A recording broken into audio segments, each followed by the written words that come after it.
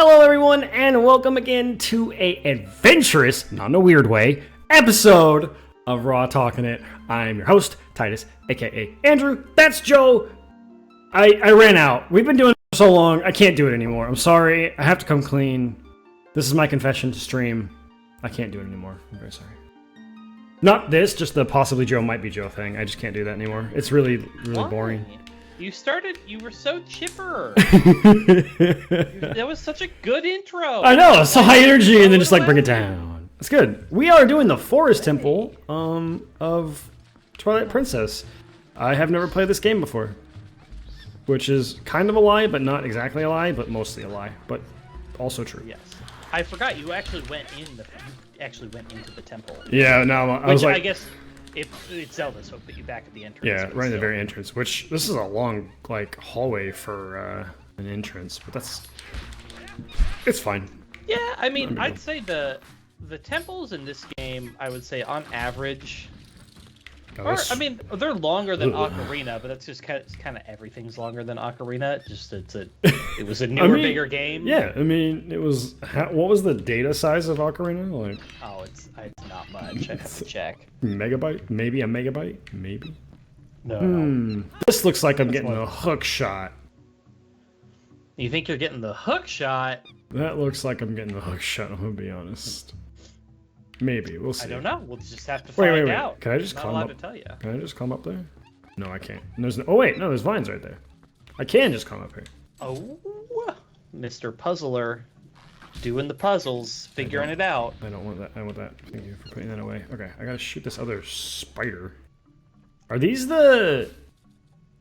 These aren't the versions of the Skulltulas, right? They have no skull on them. No, they're. I mean. Ocarina had tiny wall spiders that were not Skulltulas and not... Did they? Yeah. Yeah, and remember in the Great Deku Tree, you can climb up and there'll be some on the wall? I think they're just called Skulltulas in that game. Huh. No, Skulltulas hang from the ceiling. I think they might be called Walltulas? Oh, I see what you're saying. Yeah, we're like... But that's what I was, like... It's the same family, right? It's a Walltula, is officially what it is called in Twilight Princess. So it's still the same thing. Yeah, it's the same thing. Skyward Sword also has them. Though Skyward Swords actually do have skulls. Actually, these ones do have skulls. You just have to look very closely. Alright, so I can't get over there just yet, so, okay. Probably hit it with my... But that over there looks like... There's no vines, and there's no vines. So yeah, I'm assuming we're going to get the hook shot. Just from my excellent gamer skills here. You are an excellent gamer, what can we say? Don't lie to me through your teeth, please. That's just not okay. I mean, you started it. It's true. If you didn't do it, stream would have, so... I mean, I know what you get. And maybe it's a hook shot, and maybe it's not, but I'm, like, not gonna... tell you. Well, that's creepy. Oh my god! No. We're stopping. We're not playing this game anymore. That thing is fucking gross! Yeah, these Yo! The best Skulltula designs, I think, in my opinion. Because they are... Oh my god! They are by far the creepiest. Oh! Oh yeah, you have the ending blow. Don't forget about that. That was... Alright, what a start. Okay. I'm shit my pants already. That's great. Oh my god. Oh. Anyway, we have some gaming news. And well, I don't know if it's necessarily news. It's more of a reminder of people who play mobile games. So, an interesting thing happened that Dragalia Lost said that they are stopping service of the game, which is interesting. I would want to see. I mean, I wish they would like put out their metrics and stuff, but they're not gonna. I don't think. But I mean, I thought the game was fairly popular. They had what last year, I think. They had a Persona 5 like collab. They've had other collabs. They've had a Fire Emblem collab because they're owned by Nintendo. So like, Oh, that's such a good animation for the opening. Wow. Oh I yeah. got a map. For the chest. I thought you meant for a door. Yeah, for the chest opening, like you get to see his expression on his face. That's actually really good. Mm-hmm. I don't think I can hit this with the thing. I'm gonna have to like jump up and like. Yeah, that's gonna be a jump and slash thing or something probably. Okay. Yeah, I think it's a little weird that it's ending. I don't know. I don't think it's making them as much money as it. I mean, that's all it is. Yeah, and that's why I'd like to see like Dragalia Lost's like revenue reports and stuff. But I mean, Fire Emblem Heroes makes plenty of money to keep things going. I don't understand why unless they're like gonna really focus on it. Oh, is it the boomerang? Ooh, that do be a boomerang. So we're gonna get a boomerang. Maybe. I don't know. I thought it was the hook shot. And it could have been. I don't know. He just slapped his little stupid baboon ass. So let's see here. I see that Dragalia. No, we can't get any farther. We might as well go back. I don't know what's going on, but it seems like she wants to take you somewhere, so maybe we should follow her. Okay. Okay, so here's what I see. In January 2020, which is a little more than a year after it came out. In January 2020, Dragalia Lost earned around $123 million over the course of its first 15 months. So $8 million a month. Wow. That's However, insane. Yes. However, in February 2022, okay. instead of 8.2 million in that month on average, they only earned $200,000. Oh, wow. And at no point in 2022 has it even broke into the top 500 mobile iOS games. In 22, so what came out in 2022? Nothing. I think people just stopped playing it. Wow, that's kind of crazy to me. So it has. It's run its life. It's run its course. What the frick is that thing? What's what thing? Oh God. You are ugly as sin.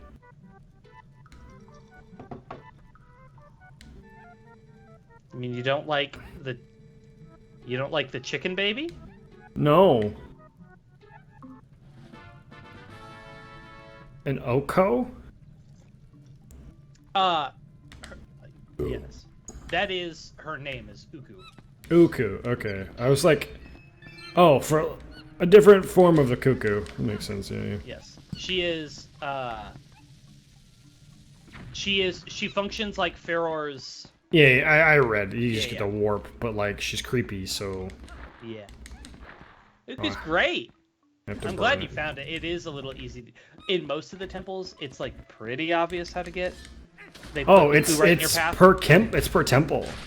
Yes, that is not a permanent item. Oh, that's interesting. Mild of spoilers, but you will meet Uku again. Okay. It's always Uku. It's the same individual. It's the same individual person, if you want to use that language. Get out of here, stupid, gross spider boy. Can I go in this room without the monkey? I also really like the skull pattern on these sculpturas. They're creepy, dude. It's so good. But yeah, anyways, $200,000 for Dragalia. That's crazy! The game was so successful for a very decent amount of time, and then it's like, oh, nope, it's just not even worth it. Whereas... Yeah, what's compared to, like, Fire Emblem? Fire Emblem Heroes averages, as of this graph I'm looking at, about 5 times the money that Dragalia makes. 5 times. Yeah, let's see here. I got a key. I would like to see a month-by-month breakdown, but I'm only seeing... And it is going down, like, for sure, it is going down. And I wonder I'm not wondering, I'm assuming that mobile game revenue goes down when big release games come out. AKA... I don't know about that. Elden Ring. Oh, and here we go. Oh, no, that's... Oh, that's old. I just think that it's not necessarily that people aren't playing them, it's just people aren't spending the money on them because they don't have as much time to play them. But I could be completely out of my brain. Mobile games don't compete with console games. I would assume that on average, mobile games don't compete with console games. Yeah, I mean, they're a whole different market, and they make a whole lot more money. Oh, it looks like Fire Emblem Heroes has been holding steady for years. At like a very significant amount, because I know there are peaks and valleys. I know they make a good amount. There are peaks and valleys. It looks like based on specific banners with popular characters will get them a spike in money, of course.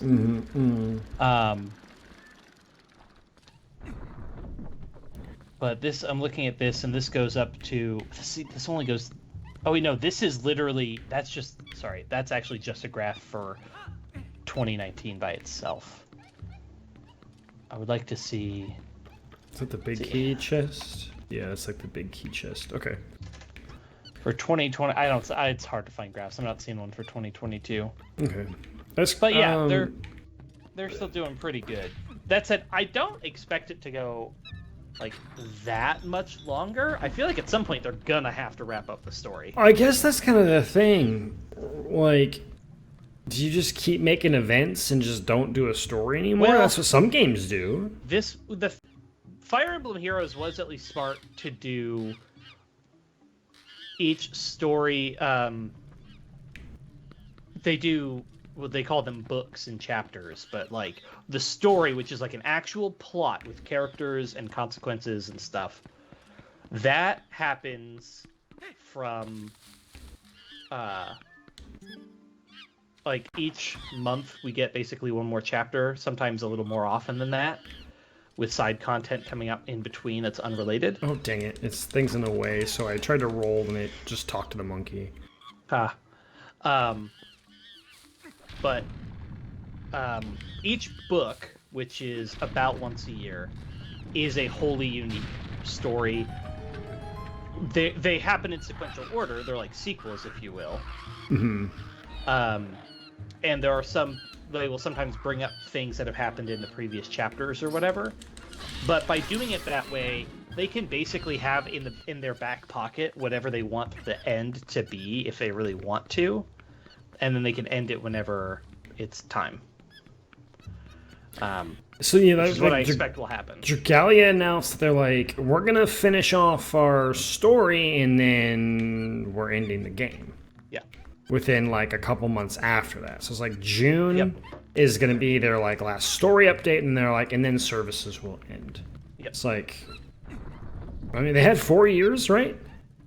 But they'll pass their 4 years. That's crazy. And PAD, Puzzles and Dragons, which is what like I started streaming for those who don't know or don't know me at all, it's 10 years in Japan is what it just hit. Yeah, that's insane. That's insane. That game, by the way, like I every day I'm kind of like, I think the American version is going to end any day. And then you see that it's still like the #1 mobile game in Japan. Yeah, I think for sure with Puzzle and Dragons in particular, I feel like the Japanese market carries that game very hard. Which, like, I'm sure that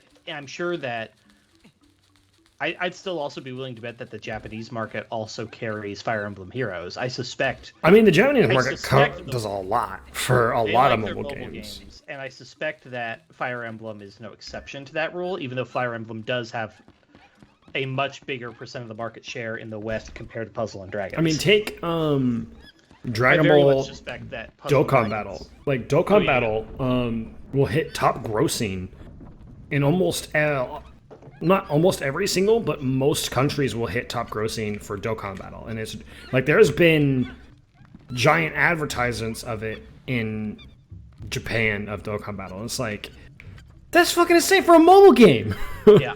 That's crazy. So, it's a whole other market. I think there was a report recently that said something about like the mobile market was like some $50 billion this last year. Mm-hmm. Like, that is so much. So yeah, I don't know if it directly competes, but I wonder for the West in particular, not necessarily like Japan and all that. But if we see big game releases, if mobile gaming kind of just downward ticks for a little bit. Ooh, yeah, okay. I honestly don't know. Nope. All right. That's gonna be something else. No, okay. We'll have to do that later. Oh, there's another one. Okay. Can I pick this up? Yep, I can. Can I throw it? I also can. Oh, it does not throw very far though, or I hit that top thing. Yeah, alright, that's what you have to do. Stupid bomb bugs. I believe they're called bomblings? Or are they called... It's like the bomb plant from Ocarina. They are bomblings, right? Yeah, bombling. Yep, that's what they are. Bombling. They're similar-ish to bomb chews, but not quite. Oops. Oh, you dick. Throw! Oh, you can't throw over the... Oh, I see. I have to run it up there. Okay. Yep. I see. Nice. Yeah, I tried to run away, and I just goofed it. Alright, let's go over this way and throw. I have to throw right at the bottom of the stairs, it looks like. Yeah, I always thought this room in particular was really tough, because the timing is surprisingly tight. It seems like it. It looks like I have to, like... It's far from impossible, but it is much tighter timing than I would expect for a first dungeon puzzle, you know? Ooh, man, you cannot hesitate at all. Like, I have to swing, grab, and go. Yeah, yep. That's... Oh, wait, can I pick it up before it explodes? Oh, so can I pick it up? They will, if you just stand next to them, they will attack you. I thought it said I could pick it up, like... You can. I'm just saying, if you literally were to just stand there, they nip at you. Yeah, they headbutt you like that. But if you're quick, you can just pick them up, I believe. That's what I want to do, is just pick it up before it, like, comes out of the thing. You can always shield it. Like that right there. Oh, but it instantly... Oh, okay. Oh, I'm stupid. There's just one up here. Oh, okay. Or missed the jump completely, Link. That's fine. That's not even something I can control. That's a game thing. I don't have a jump button. Yes. Damn, you're hurting. Yeah, I am. I took a little... I mean, I don't know if the grass has hearts. Wow, okay. No, I'm not allowed to do that jump, apparently. Nope. It's specifically, they will reach up and grab you. Oh, he's reaching up and grabbing me. Well, no, in that one, he's not. But in general, they can do that. Wow, those guys do a full heart. I thought they did half heart. Yeah, I do a full heart. Wow, you're like 15 minutes in and you've already game overed. Oops, did not mean to hit in the first baby dungeon. Yeah, no, I apparently didn't think I could throw a bomb over a fucking railing. Expert gamer here. That's what we said. It's true. It's all these expert mechanics, like being able to throw over a railing that's waist height. I agree. It's fine. Not that big a deal. You'll live. Thankfully, you weren't. This isn't a very highly linear dungeon, so it's not like you lost a lot of ground. No, I didn't lose anything. Compared to, there's one dungeon in particular later that's very linear, that would be really annoying in. Oh, those things are so creepy. But yeah, for mobile gamers, just realize your game can end anytime. Yep. Anytime. And it will. It's just, if it's not like tied to a huge franchise, like I feel like Dragon Ball is fairly safe for the most part. But most other games will probably eventually come to an end. Yeah. Yeah, I don't know. I'm still enjoying Fire Emblem Heroes. I have no intent of stopping. I actually spent like $5 because I had a monthly thing today. Oh yeah, all the mobile games are doing an April Fool's event as well, which is fun. Fire Emblem Heroes doesn't do April Fools, I don't think. They did just, and that might be in part because for Fire Emblem Heroes, they have an end of the month, beginning of the month, or I guess it's like a month-to-month bridge. They do legendary and mythic heroes, which are just rather than announcing 4 or 5 new heroes, they announce literally 1, and they're special, whatever. But those always come out. The other monkey, son of a cracker. I have to do all of this again. Like, it didn't save it at all. Okay. It didn't save. The other monkey is not here, and I didn't. All my progress got reset. No. Check your map. The monkeys are on the map.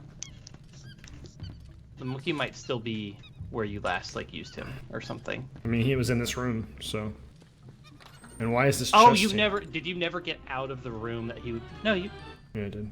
And there's the map, so it straight up just didn't save anything. That's weird. How? I could have sworn that it saved. That's very odd. That's okay. This won't take very long.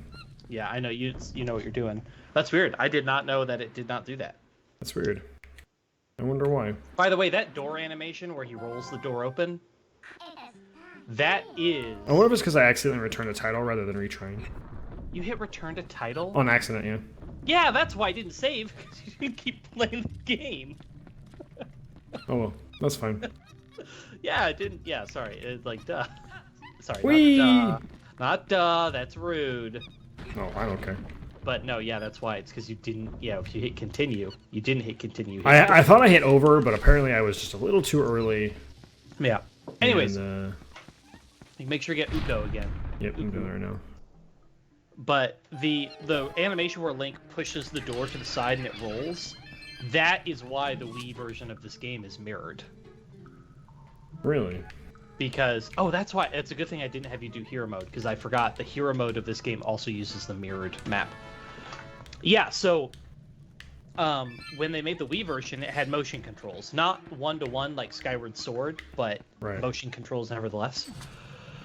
And they determined that they couldn't do they didn't want to do motion controls and have Link be right-handed. And Link be left-handed, because historically Link has always been left-handed. Yeah, which is awesome. Representation, baby. But they didn't want to do that, and so they were like, well, Link has to be right-handed. But they were like, well, but we already made this game, and in the game, Link's left-handed. So, like, how do we make him right-handed? And they were like, well, we can just mirror the game. You just mirror the game and you mirror the inputs. Or, well, sorry, the obvious thing is you mirror Link. Right. You just mirror Link. You just mirror Link.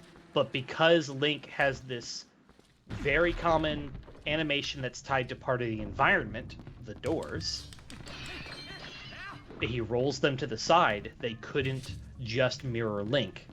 You would have to mirror the world, too. But then when you mirror the world, blah, blah, it just gets complicated. And so that's why that's why they couldn't do that. Very odd. Motion controls, I get it, like... I mean, we just have the VR for that now, right? But I'm sure glad they died in like normal consoles. When this came out, the problem was it was just shake. It wasn't anything specific. Yeah. The motion controls for the Wii version of this game were not good. It's like they were, and also you lost one of your item buttons, because rather than having Y, X, and Z or whatever, you could only have 2 items mapped at a time. Mm-hmm. Which also it just makes it harder for a Zelda game. You want to have as much of your equipment mapped as you can. So, I don't know. Skip all this for the most part. Yeah. Can't skip, come on. Yeah, sorry. There's a small class of cutscenes that cannot be skipped. Random soundboard from the Thundeer. Perfect.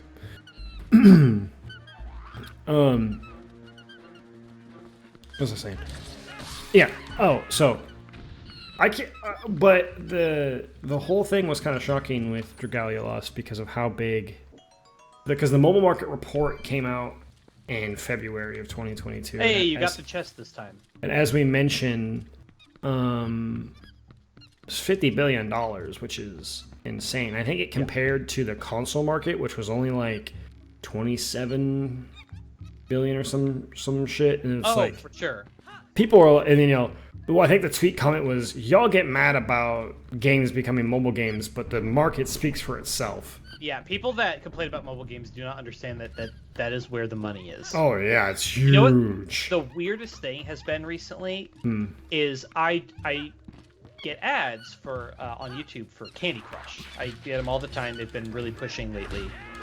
I assume that means they've just been like slightly falling off. Yeah, they have what's been. Weird is they have obviously the money to get some big names. Like there's one with Link from Rhett and Link, and there's one with all these famous content creators. But what's so funny to me is they're so poorly edited where it's very clear you're only getting part of whatever they recorded. They'll be like, there's one where it's this lady and she's like, I love Candy Crush. I do this. Play the game.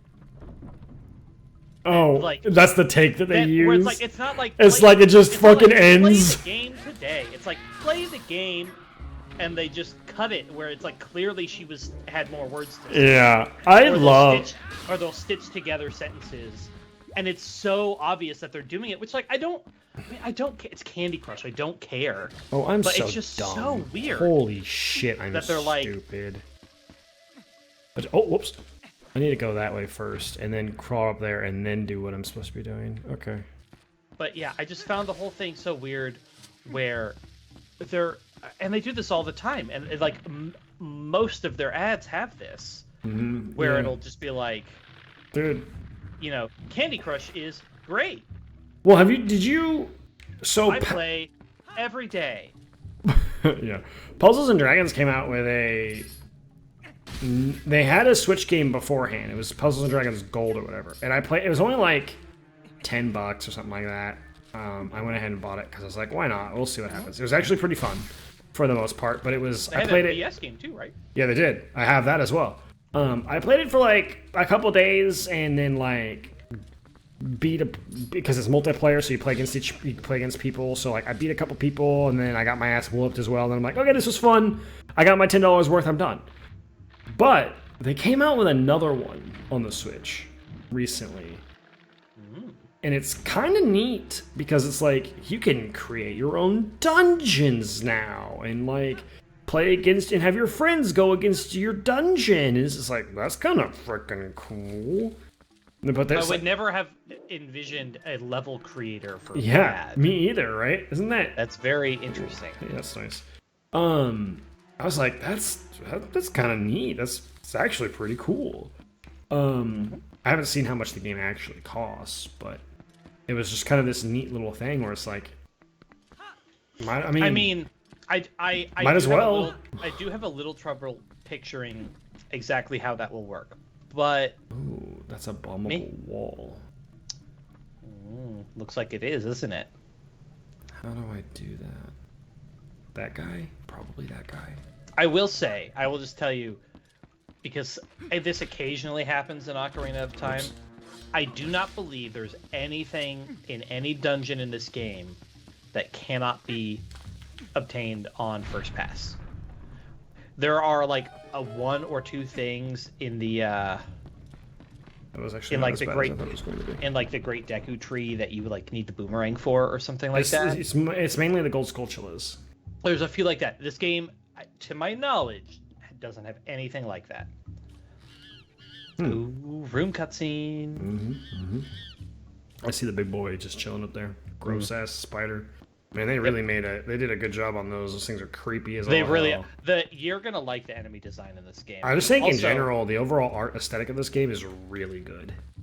I really think they nailed it here. Like, as much as I love every Zelda game, and I do love the very all of them have a really consistent vision, but I do think Twilight Princess, it is not unreasonable to talk about how good of an aesthetic this is. I saw an entire YouTube video that was like it was a little short video essay on how Twilight Princess, despite being pretty well liked and well received, is actually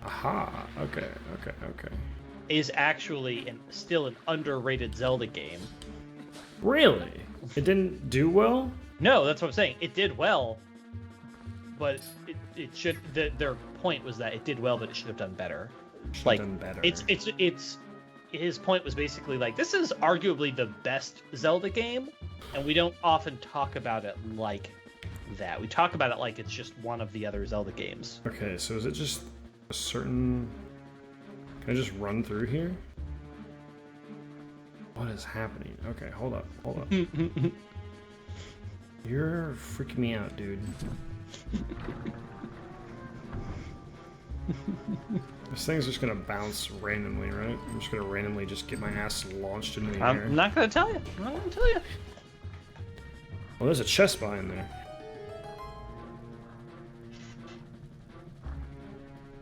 Where'd you go? There you are. Oh, there's several of you. Okay, that's fair. That's fair. If I walk this way, you're gonna bounce me? No. Okay. I'm gonna have to figure out how to get that chest later. Okay. Anyway, Yeah, I guess when I said you can get everything on first pass, you may have to revisit route, but you will never have to leave a dungeon and come back to get an item that you could not have had the first time you get to a dungeon. Also, by the way, your small key meter in this game it's just the keys. You will just see a number of them. There's no number next to it. If you have 2 keys, you will see 2 icons. Yeah, I saw that earlier. I thought that was pretty nice, actually.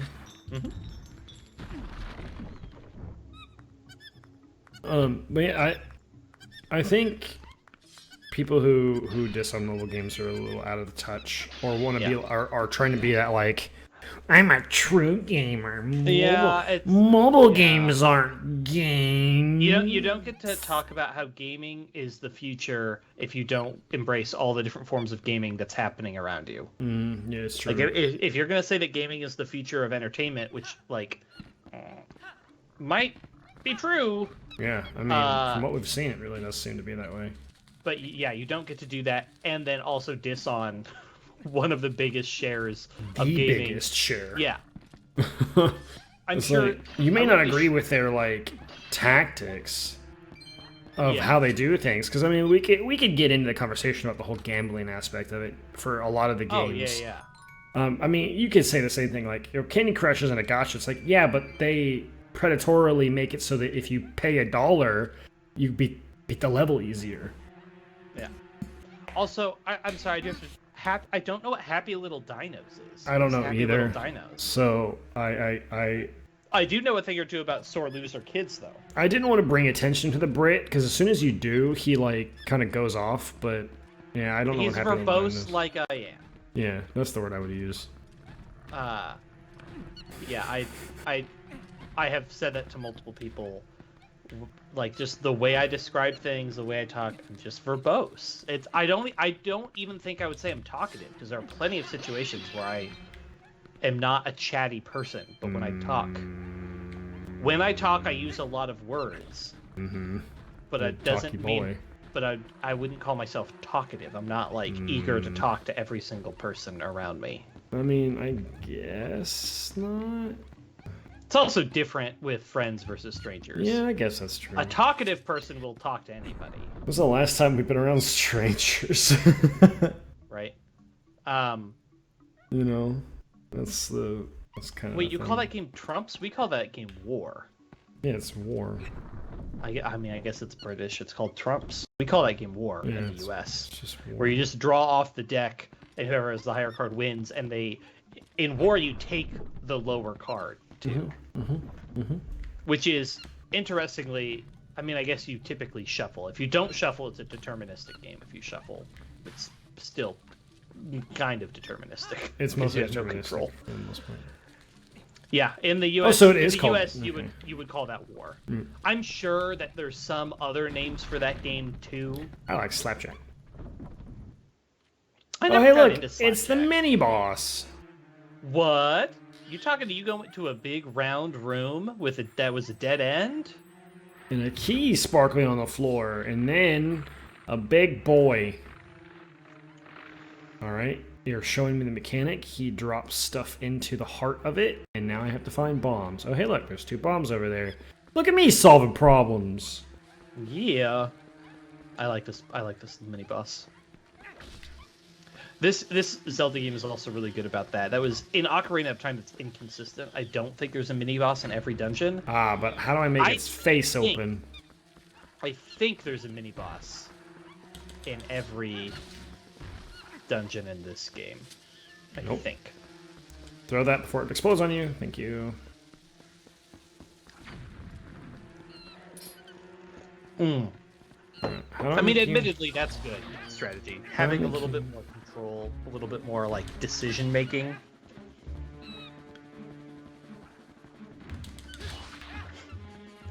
I will say it is a really different experience when it comes to, I think, Zelda games in particular, is because I've played them all, which number one gives me an intuition about Zelda games, but then number two, like, it is a very different experience replaying a Zelda dungeon or a Zelda game, because ultimately it is way more puzzle focused than you realize. Sometimes the puzzles are how do I damage this boss or whatever, but there's still a matter of like figuring stuff out that doesn't happen on replays. Do you have to be really close to it? I have to figure out how it triggers the gulping motion and then getting it into the thing. Whatever you want to call that. I don't know what I would call that. Gulping motion is all I got, man. Hup! Ow. So in other news, I had a bit of a fiasco last night, gaming-wise. You were playing Forbidden West, weren't you? I played a little bit. But then I'd been wanting to do this for a while. I've been feeling like I'm getting close to burnout on Forbidden West. Yeah, I so I've been trying to pace myself a little bit because I've been going really hard on it. Yeah. I finally took the time and effort to go ahead and restart Final Fantasy VII-R. Oh, you did? But to make sure I was playing the PS5 version with the upgrade and stuff. Because there was the free upgrade for if you had it on PS4 or whatnot. Mm-hmm. And that was not easy, as it turns out. It wasn't easy to determine if you had the right version or not? No, it was easy to see. It very clearly shows you when you like have the game in your PS4 or in your PS5, like if you have the PS5 version. Like it says, next to any given game, it'll say if it's PS5 or PS4 version. There's a little icon. Yeah. But, no, the actual act of getting the upgrade is not easy. Really? It's not hard. I thought it would just be like, go to the store, get the upgrade, but It is, but they hide it in a very... Oh, damn it. It's hidden, I think, because it's a highly custom thing. By the way, all you had to do is hit that head with a sword.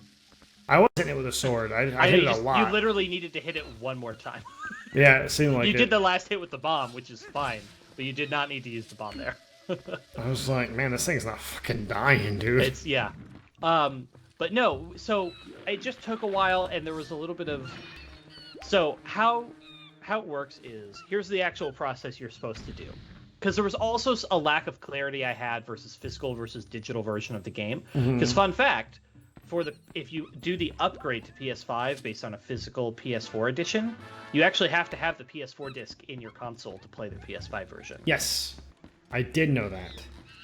So the trick is, you put the game in, you go to your homepage on the game, then you go down, and then you do ... view product, and that takes you to the store. Yeah. And what I thought, and because it's phrased like this online, that it was an add-on, right? And technically, I see what you're saying. Because they have all DLC goes with add-ons or whatever.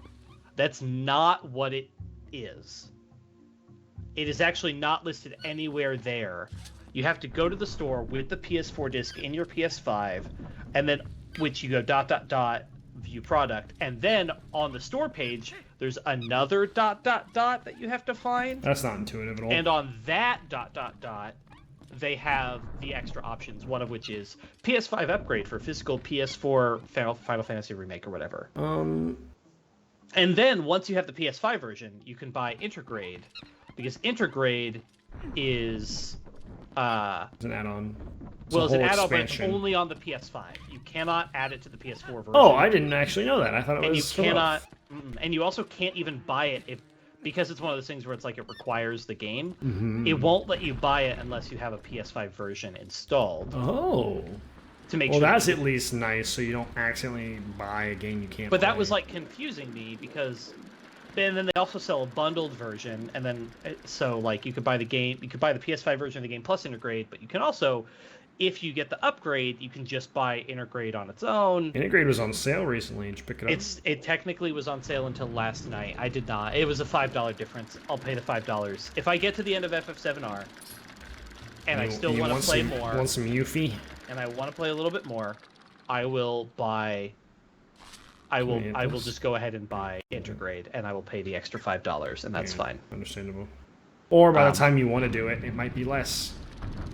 Who knows, right? So yeah, I'm just gonna whatever. I got through the first 2 chapters last night. I think I'm on chapter 3. Which is what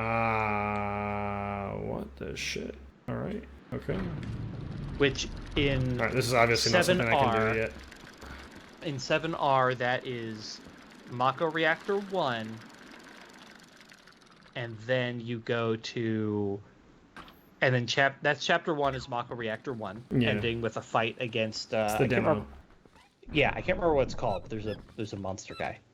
Was it a monster? I thought it was a big machine. It's a big machine with a scorpion tail. Yeah, it's the big machine guy. And then... Which is also what happens in the in the actual game, the original game. And then Chapter 2 is returning to the slums through the exploded ruins in Midgar after the after effects of the Mako Reactor. Okay, that's pretty... And you fight guards and stuff on the way back through the city, through Sector 8. You're in Sector 8. And I got to the slums, and I did a couple cutscenes. You meet some characters, you do some stuff. I have all of them to go through so I can get the boomerang, it looks like.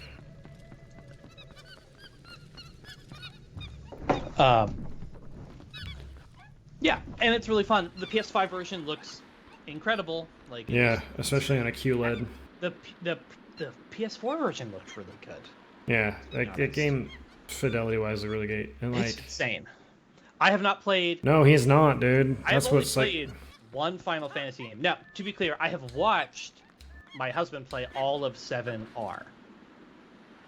So I know all the plot of 7R. Yeah, you should play OG.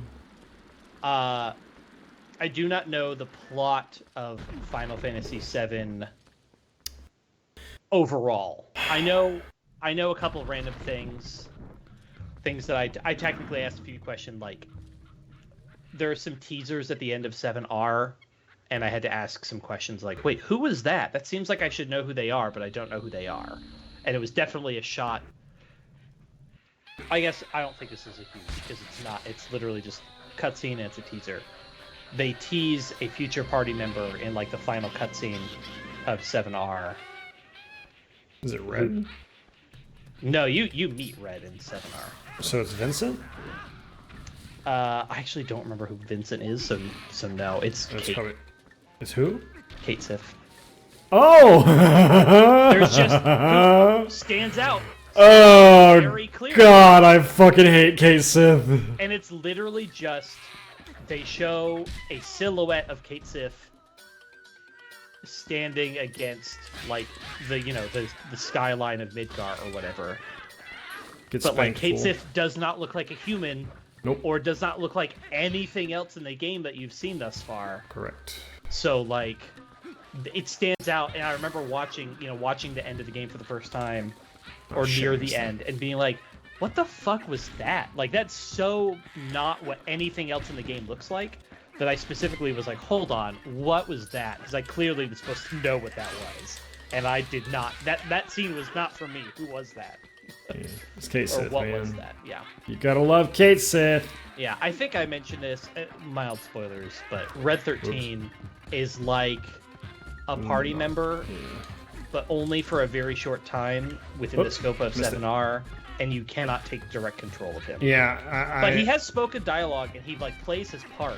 and he does some cool stuff, but you cannot take control of him like you can with the other characters. I knew that beforehand, Yeah.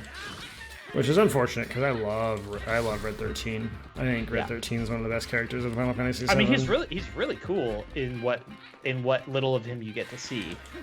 I believe there's only 4 party members in 7R total. Yeah. Tifa, Cloud, Barrett, and Aerith, right?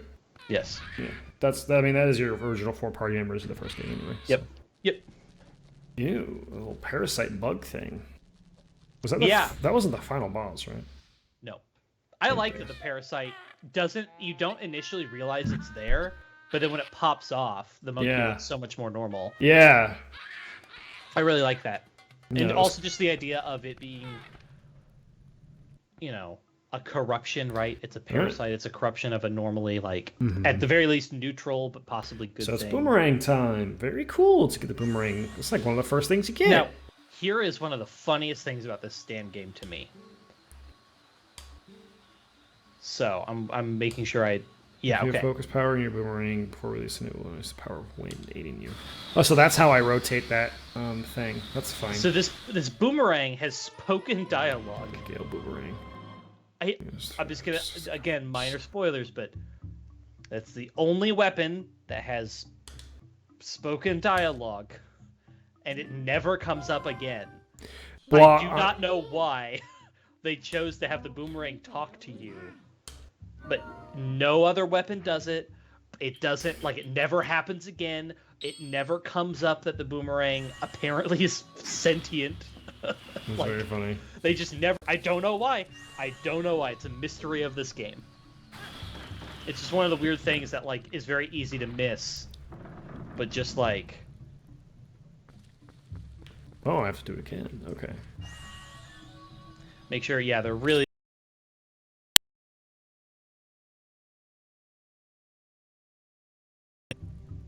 Bro, are you for real?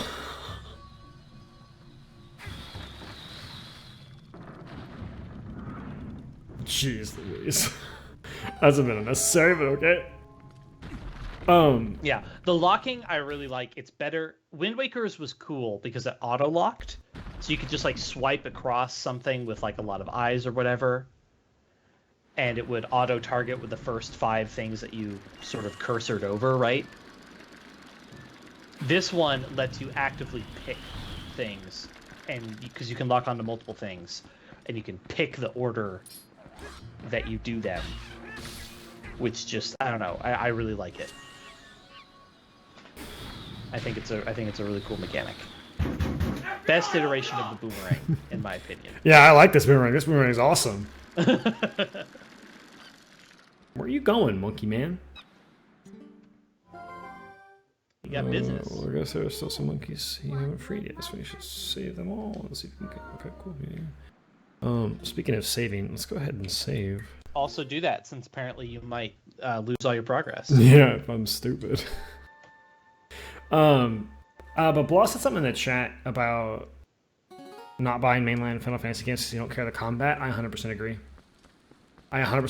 I bought Final Fantasy 15 and was very excited about it, and I got the strategy guide because because they're hardcover books. They look really, really good. Because I have all the 13 strategy guides. I remember how hyped you were about that game. And then I played it, and I'm like, it's not what I want. It's not that good. I will say, I am very curious about 16. Yeah, me too. I do really like. It's great. It's a little overdone at this point, but I do really like the Final Fantasy aesthetic. Yeah, me too. The tech plus magic modern. Yeah. Sometimes dark and gritty, but also very colorful and lively. Yeah. It's very cool. They mix 2 worlds together so well. They do it incredibly well. It feels, and 7R in particular, the world feels lived in. The amount of details, just the dumb stuff, the scuffs on the armor look so good, and stuff like that. Obviously certain things look a little weird, like Cloud's hair doesn't make, physical sense. Yeah. Hey, figured it out. But no, oh my god, there's a lot of these fuckers.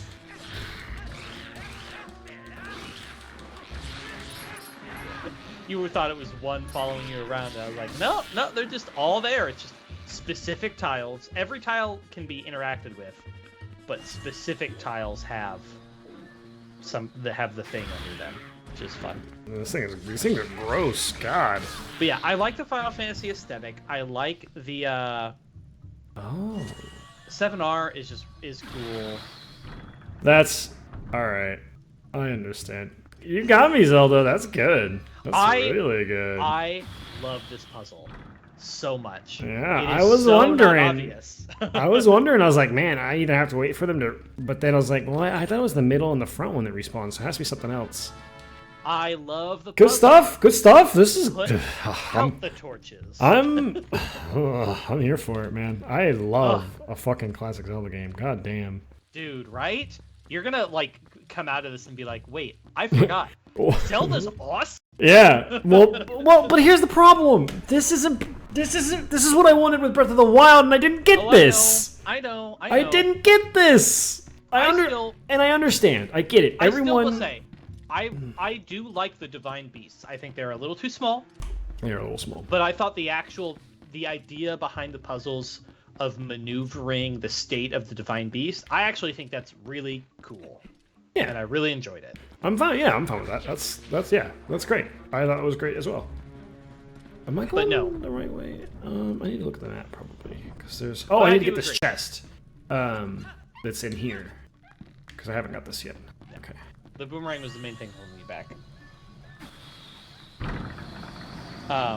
By the strategy I looked, that game has very cute art. That's adorable. Yeah, Breath of the Wild, I do understand, and I do wish. Don't be the compass. I do wish. Damn.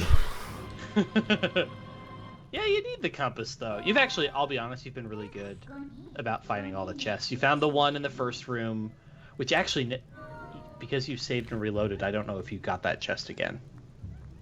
Because you accidentally lost your progress. I don't know if you got the chest in the first room. I didn't get it the first time. I got it the second time. No, that was. Yes. Well, you can check your. You commented on it and you're like, oh, you got the chest this time. No, that was the one with the monkey room. There's the one in the very entryway with the vines. Oh, in the front. Yeah, it's literally 10 rupees, so by all means skip it if you don't want it. No, we gotta go get it right now. Yeah. I will say, this game has a water temple. Shouldn't be shocking. Yeah. It is, I think, a significantly better water temple than Ocarina of Time. But it does have the most, if you want all the chests, by far it has... Well, it just gives me its head. That's awesome. Oh, yeah. Yeah. Dude, this boomerang is fucking baller. A useful boomerang. I actually didn't realize it. I thought when you said it brought me its head, I thought you just meant that it detached the head and brought it to you alive, but it actually kills it and puts it in your hand. I didn't know that.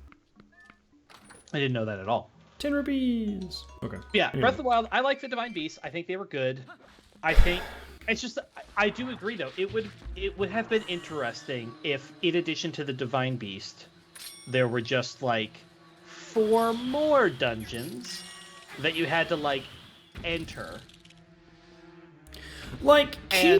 I think that game could have been an 11 out of 10, and for a lot of people it is, but my hot take, you asked for hot takes earlier, my hot take is I don't think Breath of the Wild is a good Zelda game. I think mechanically, great game. I don't think it's a good Zelda game. I know I get disagreed with us on this, but like if you would have done everything Breath of the Wild did, and then also added just like a couple dungeons, pieces that didn't actually matter, because like you could still have climbing and all that stuff, but if you added a hook shot that you only needed a dungeon, but then also like made climbing slightly faster. Really cool. Climbing, there is armor that makes climbing faster. Yeah. I suspect their line of thought was that the shrines replaced the dungeons, because every shrine is like one room of a dungeon, or like 2 rooms. Some of the shrines are pretty complicated, in all fairness. I think that's what was going on. I suspect that was the thought, was that shrines replaced dungeons. Instead of having 8 big dungeons, we have 100 tiny dungeons. Too much. But I agree. It would have been nice if maybe in each region, maybe it would have been optional, but like maybe each region had a super shrine, basically, right? A shrine that you had to go into that was not like a divine beast. I remember where to go now. I remember walking in that room over on the side over there, and then there was a Yep. thing that I couldn't access. It had the key in it. Yep. All right, we're good. I mean, you can check your map for the chests you don't. It just clicked as soon as I kind of remembered. But yeah, if each region or something like that, or maybe associated with each beast, there was also a super shrine that rather than the divine beast aesthetic, they used the shrine aesthetic. Yeah. And then had puzzles like that, and they chained it together as a dungeon. I think the conversation would could be a have lot scratched the different. itch. Yeah. I think it could have. I don't know what people would complain about with that game.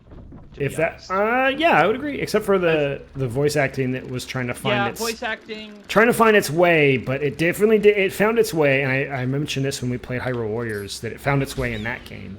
Yeah. A lot better. Yeah, and like people, there are always gonna be people that complain about weapon durability in that game. Yeah, I am one of those people. It is not good. I think it's fine. I genuinely think it's not that bad. It is not. It is not good. I don't think that. If multiple people have the complaint, it's not good. Yeah, but multiple people can be stupid about something too. How dare you? Are All you I'm calling saying me a fake gamer boy that is stupid? My entitled opinion needs to be heard. Also, you were right, Michael. It's 120 shrines. My bad. Yeah, God, you're not even a gamer. You can't even get the right shrines right. I think that weapon durability, it's hard at the beginning of the game because, like, a tree branch has really low durability.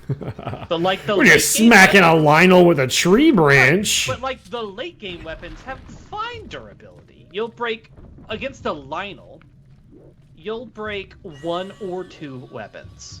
And as long as you are doing some Koroks, some, you don't have to do them all, but if you do some, and as long as you, like, find Hestu so that you can expand your inventory, which you definitely should be doing, and the game really works hard to make sure that you can. Hello.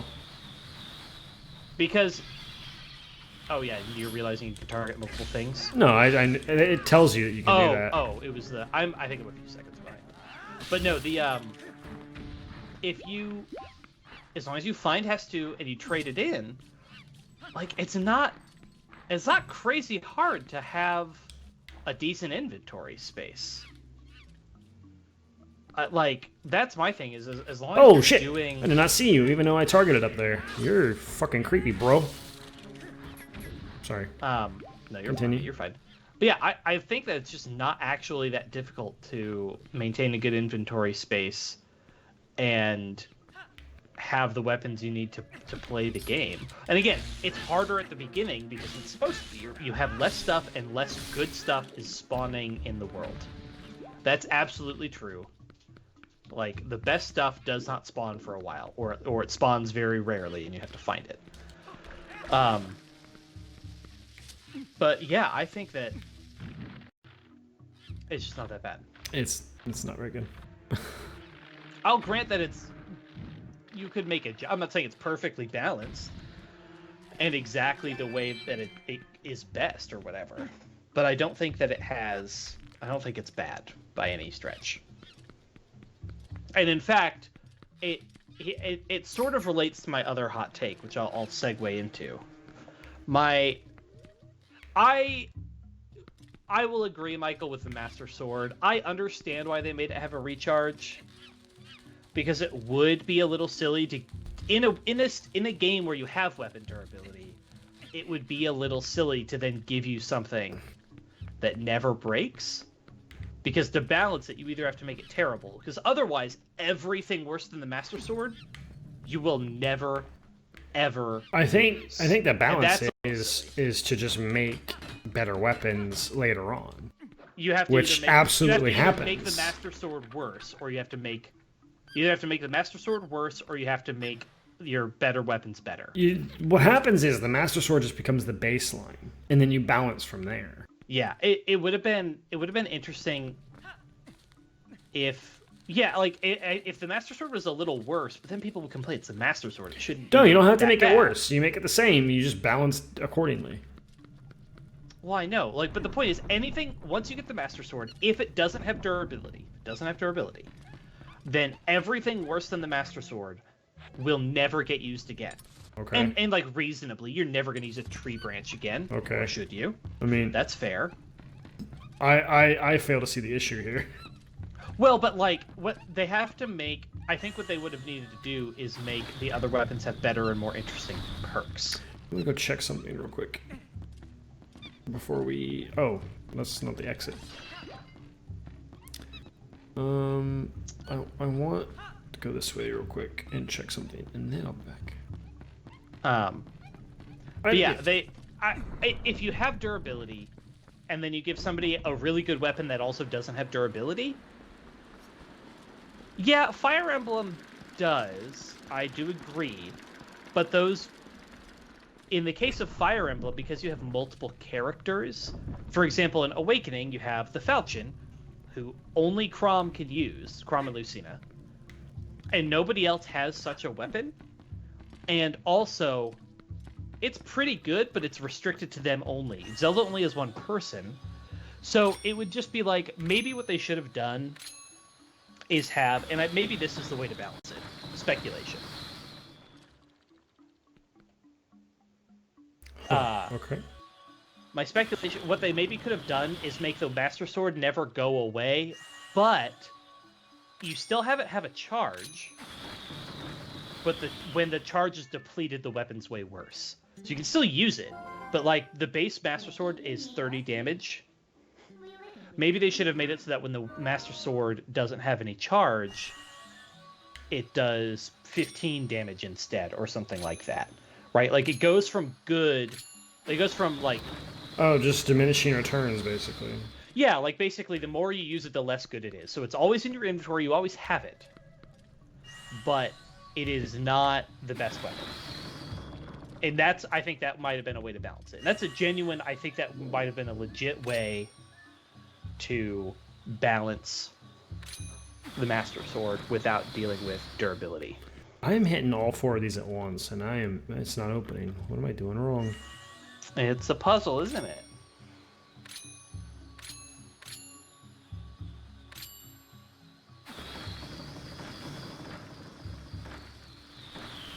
Okay. Let's, Oh, I think I'm gonna... Hold on. Figure it out.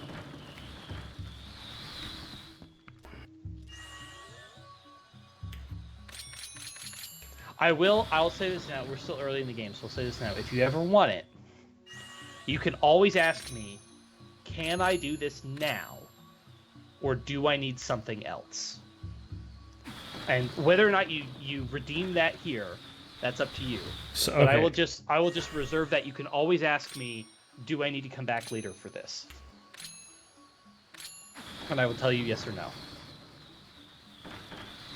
But what's her name just popped up and said, you can open... I wonder if you can open these with the windmills, so I'm assuming I can. But something's wrong. I wonder if I have to get a boost of some kind to make this better.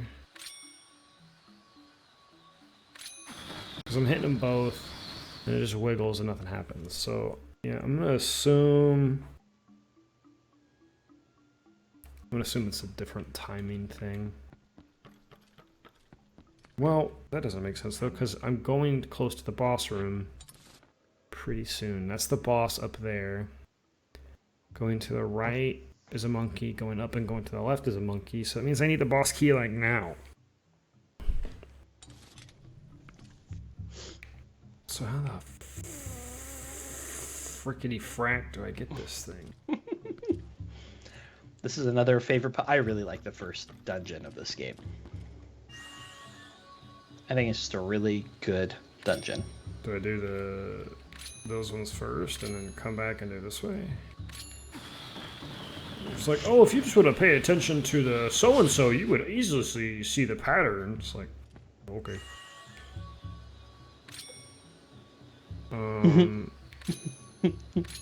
I see this on... I see this meme posted about all the time in the Xenoblade community, which is they use a screenshot where Ryan, who's the main character, the person beside Shulk, and they have fake dialogue where he says, "Got it." You figure out why? Because the bottom floor. Yeah, it's been right there the whole time. Yeah, I saw it finally. It's so funny because it's so big on the screen, but it's so easy to miss. I love it. It's so right in your face. Strategy. We should discuss that. I agree with you. That's a good. We did not, but this is a good thing to talk. Because we were just kind of rolling into everything when it comes to hot takes and stuff. But that Z, I love that. It's right there. It was good. So right there. I stepped back to the back there. I was like, there hasn't been anything that's told me I could do this. Like, I haven't missed anything. And I stepped back and I'm like, oh, you motherfucker. It's It's clever. Finishing off my quick joke, which was, there'll be like fake dialogue of the Xenoblade, and they'll say, you know, Shulk, after all we've been through together, I think we can safely say that these really have been the Xenoblade Chronicles. That's pretty good. Because there's they literally, the word Xenoblade has not been in any of the games. It's not in the games anywhere. Oh yeah, it's just the name of the games. It's like they don't say this really has been the Final Fantasy. Like, it's just the name of the game. Which would be fucking weird if they did, to be very... It would be really probably campy. Not appreciated if they did that. It'd be super campy. Oh my god. I have to go get another key first. I have to I do want to talk about PS Plus, but I have to segue into my hot take. Alright, because we're doing hot takes. My hot take is... Forbidden West. Breath of the Wild should have been better as a Zelda game. I'll be honest. I did expect that to be your first hot take. That's pretty mild hot take. Yeah. Second one is, I don't think the new Final Fantasy games are good. I didn't say this. You know what Final Fantasy game I'm most interested in playing? Tactics? 13. 13's I'm good. really curious about 13. I know Blah's gonna have some opinions, but I like 13. I am really curious about it. It's a hallway simulator. Yeah, but everybody loves Final Fantasy X, and Final Fantasy X is a hallway. It just doesn't decorate it that way. I don't mind linear games. That's fine. Either. It becomes very non-linear. Here's my hot take, which is related to weapon durability and also related to Final Fantasy VII-R. Sections in games where your party members are removed temporarily. Oh God! Yes. I think that is great. What? No! You're out of your fucking mind! Yeah, we said hot takes, my friend. You're out of your goddamn mind! You're an insane person. I think that... Now, here, I will say, it fails when it gets affected by game balance, which is what Bravely Default did. Bravely Default had this section where you lose your party of 4 because party of 1, and they don't rebalance. And okay. Sucks. Now I'm with you. That's fine. But most of the time, in fact, a lot of JRPGs do this, is when you lose your party, it like, you wander around, you kill some stuff in solo, and you're like, oh, it's not so bad. And then you fight a boss. Right. And you get your ass handed to you, and then all of a sudden a party member shows up. It's like, oh, I'll give you some help here, buddy. I'm like, get the fuck out of here. If it's balanced right, because like I don't mind if it becomes harder, but like it's as long as it's still beatable. Yeah. Bravely Default literally changed nothing. It just Jesus. So you had, and it was honestly, I gave up on this section, and it's literally 3 rooms that you have to walk through. It was anything and like then the your party second comes one, back. that would be rough because the balance is mostly for having a full party. Yeah, because Bravely Default establishes your full party in the prologue. So and I'll say, which is fucking Xenoblade great. 1 has a few sections where they cut your party down to 1. One of them is really fun because they have balanced fight for your solo party. But there's another section where you're solo, and frankly, you have to just do what the story tells you. If you try it, you can fuck off and do whatever you want, but it would just be a terrible idea. And that's also, I think, fine, because it is a little bit of just like, well, what did you expect, you know? But a game that forces you to do stuff that's not balanced, that's different, of course. But a game removing party members in order to force you to use other party members, A+ game design, I do not want a game with a party member of 5 people where it is exceptionally easy and possibly even optimal to literally just only play like the pro tag or whatever. Okay, right? yeah, okay, that's fine. Yeah, I want you to force me to play characters that I might not play otherwise, because many people will experiment and they will pick and choose what they like. They usually end up picking their favorites. But many people they either pick their favorite or they pick the main character and they will only play those characters. And you know what? Here's a real big praise for Bravely Default, specifically the second one, because it's the only one I've played. It's you get your 4 party members, and then you unlock classes. Yes. That is way more fun to me. But it leaves something to be desired, because you better make sure those characters are insanely well written, because if you don't, you're going to end up disliking them. You have to follow through and make your characters good on screen. And that's something that some characters in the Xenoblade series have struggled with. And then sometimes they do it really well. And Xenoblade X is the one that has a particularly disliked character, which, like, fair. We played X. Tatsu is bad, though in my opinion, Lin is worse. Tatsu is bad because Lin only makes jokes about Tatsu, and the jokes aren't funny.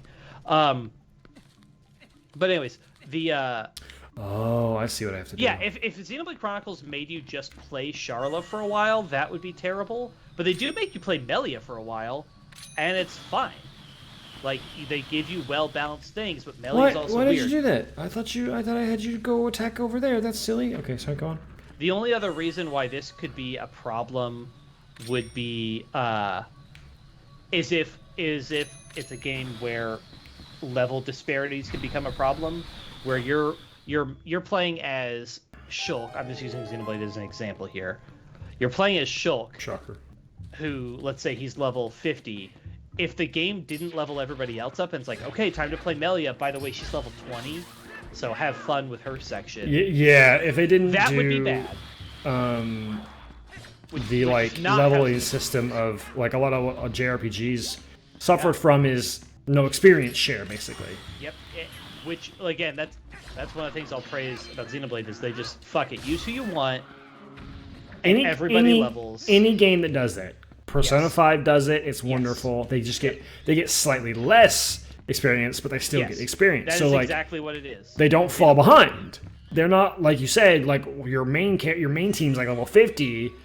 Yeah. I understand the aesthetic of why you would choose to not do it. Like, I understand why the idea, well, they have to fight to gain experience, but Interesting. What the fuck do I do here? Yeah, X does not do that. Sorry. Xenoblade mostly does it, but X does not. So, when you said that as long as it balances, I'm with you. It's not that much of a hot take. It's the JRPG problem, and it really happened with early PS2 and before JRPGs, where it's like, you do the thing, you come up on the boss, you're getting your ass whooped, and then all of a sudden, the party that you just lost just like, and then fucking fights with you, and you're just like, oh, why is this in here? I'm pretty sure original Final Fantasy VII does this, and it annoys the shit out of me. Yeah, and it happens in plenty of games. Oh, it happens all the time.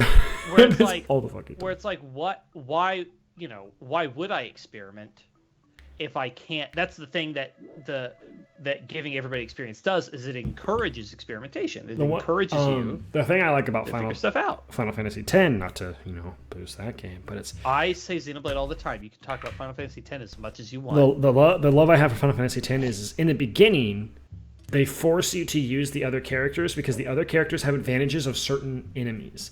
Wakka fights the flyers. Auron fights the armors. Riku fights the mechanic things. It's like there are reasons to use all the characters. You could basically have Tidus in your party the whole time. That's fine. But like, you want to use Lulu for the elementals. You want to use Wakka for the flyers. You want to use it forces you. And then later on, once you get post game, sure, you can unlock the whole sphere graded, and then you get to just use your favorites. It does both. Yep.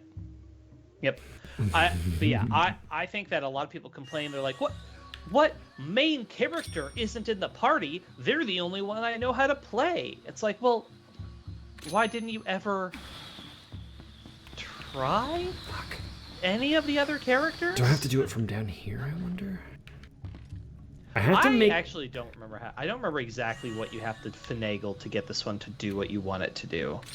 I remember having trouble with this one. Oh, actually, I totally know how you can do it. I'm gonna go get a drink while you work on it. Oh, I wonder if I have to just bring it to me rather than have it. I'm gonna try that instead. You literally have to do the thing, like you do the thing. The first puzzle is like, don't do the thing you think you have to do, and the second puzzle is actually do that thing. Yep, that's all you have to do is just bring it to you. All right, BRB, I'm gonna get a drink. Okay. But yeah, well, I totally agree with you. I don't like the direction that Final Fantasy games are going with the combat system, and they're appealing to the Western audience, and we know they are because like that's just kind of how things are happening. And I don't want to say like the Souls games are a bit to blame, but everybody wants that kind of like action RPG combat right now because it's really hot and people really like it.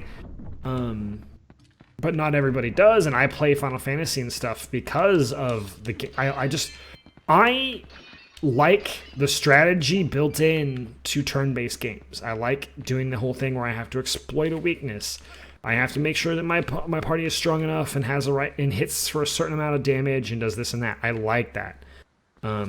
Like Dragon Quest is phenomenal, but even Dragon Quest is talking about potentially changing their way of doing things a little bit with the newest game.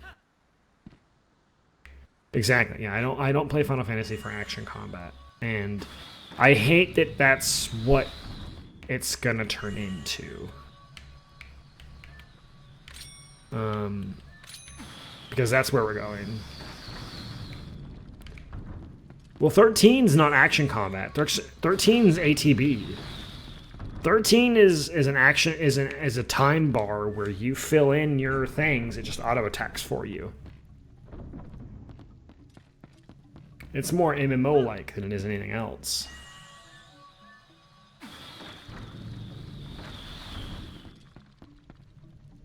Oh, I like 13. That's the exact reason why I haven't played Final Fantasy VII R is I don't like action base.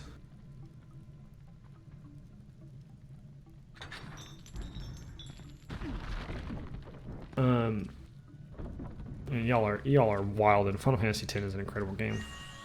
The fact that you can lie to me just shows a lot about your character, man. That's all I gotta say. Lying to people on the internet?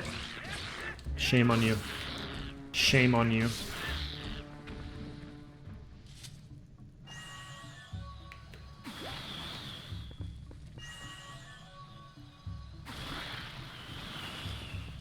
Let's see if I can find any more of these bugs.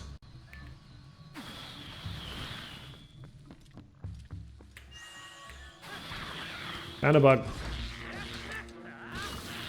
Got it. Okay. Are people on the internet even real? No, they're not. We're all just an enigma. We're all just figments of your imagination, your stress dream. Okay, I'm back. I'm sorry. I'm here. Oh, didn't mean to roll twice. I guess I should say this now. 10, Final Fantasy X is the only mainline Final Fantasy game I've played to completion. Game's so good, man. It was really good. I do want to be clear. I really liked 10. I remember being like, you know, not maybe skeptical, but like I kind of was playing it because I was forced to. Man, I made Titus play other games that I like. I wonder what that's fucking like. And I was like, fine, I'll play 10. And that's not to say that I ever thought I wouldn't like it. Mm-hmm. I didn't really know. I never had a negative connotation, but it was a really good game. I really liked it. It's very good.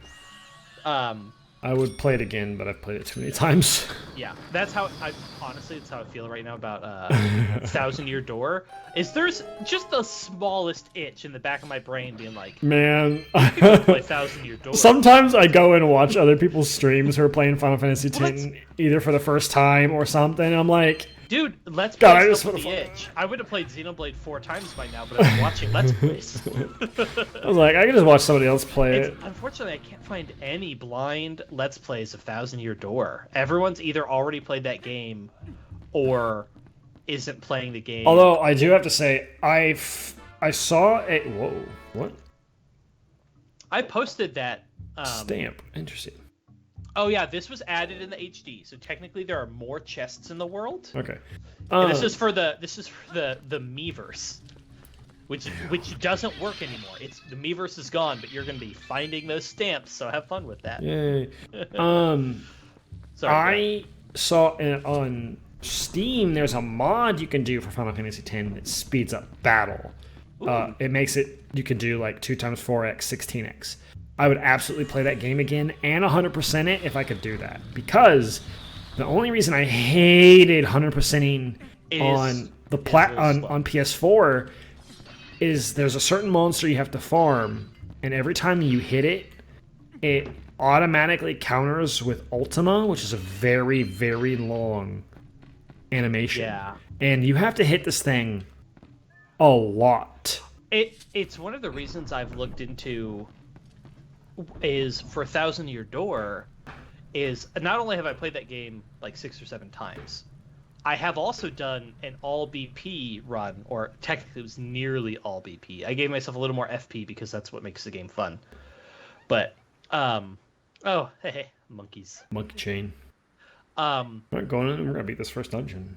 I've been looking at Thousand Year Door randomizers do exist.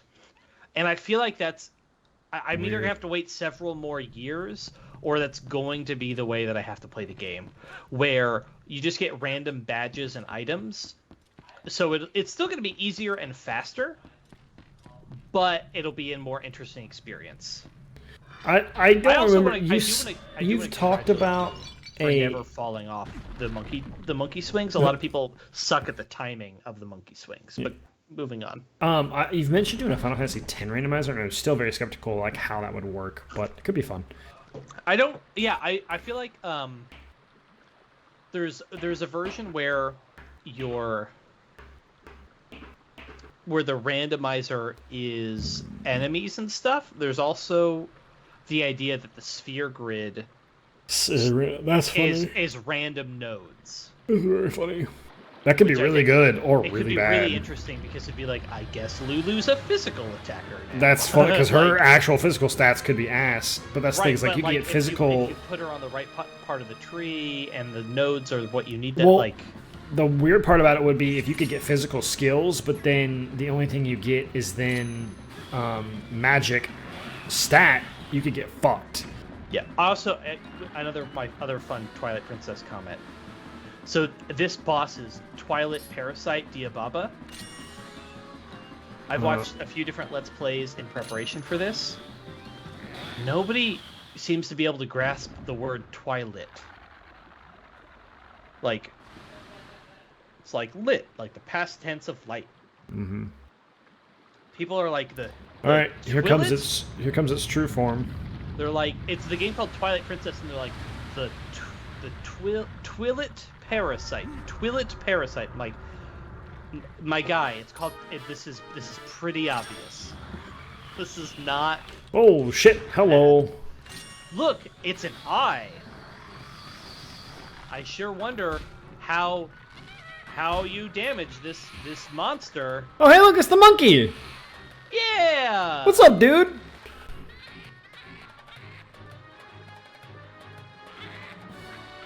Oh, he's gonna throw me things. What a nice monkey. Oh, this is a cool fucking boss. We didn't comment Holy on the monkeys. Shit. Right? Isn't it a fun boss? We didn't talk about the monkey theme. The monkey theme music is really silly and funny and weird. The little weird horn situation. Oh my god. Oops. Oh, I hit its face, and I didn't even mean to. Cool. But yeah, no, I love this. I feel like this is great. This Holy is shit! Possibly the strongest opening dungeon in any Zelda game. Oh, you're spraying shit at me. I think that it's a really strong. First dungeons often suck. Yeah. Or they kind of suck. Deku Tree's not bad. It's fine. Yeah, it's fine. It's pretty good. But But no, I really feel like they really nailed it with this boss. Yeah, I just think it's really cool. I think this mechanic in general, pretty good. Whoops, not good enough. Also, throw! Because this is also like the best iteration of the boomerang. Yeah, they implement it really well in this boss fight. The Wind Waker boomerang boss fight is not particularly interesting, and the what other game? The Baronade isn't particularly interesting either. You just hit it with the boomerang. Like it's Damn, not. That was good shit. That was like really good shit. Yeah. And also the other thing that's really good about it is you will continue to use the boomerang every now and then through the rest of the game.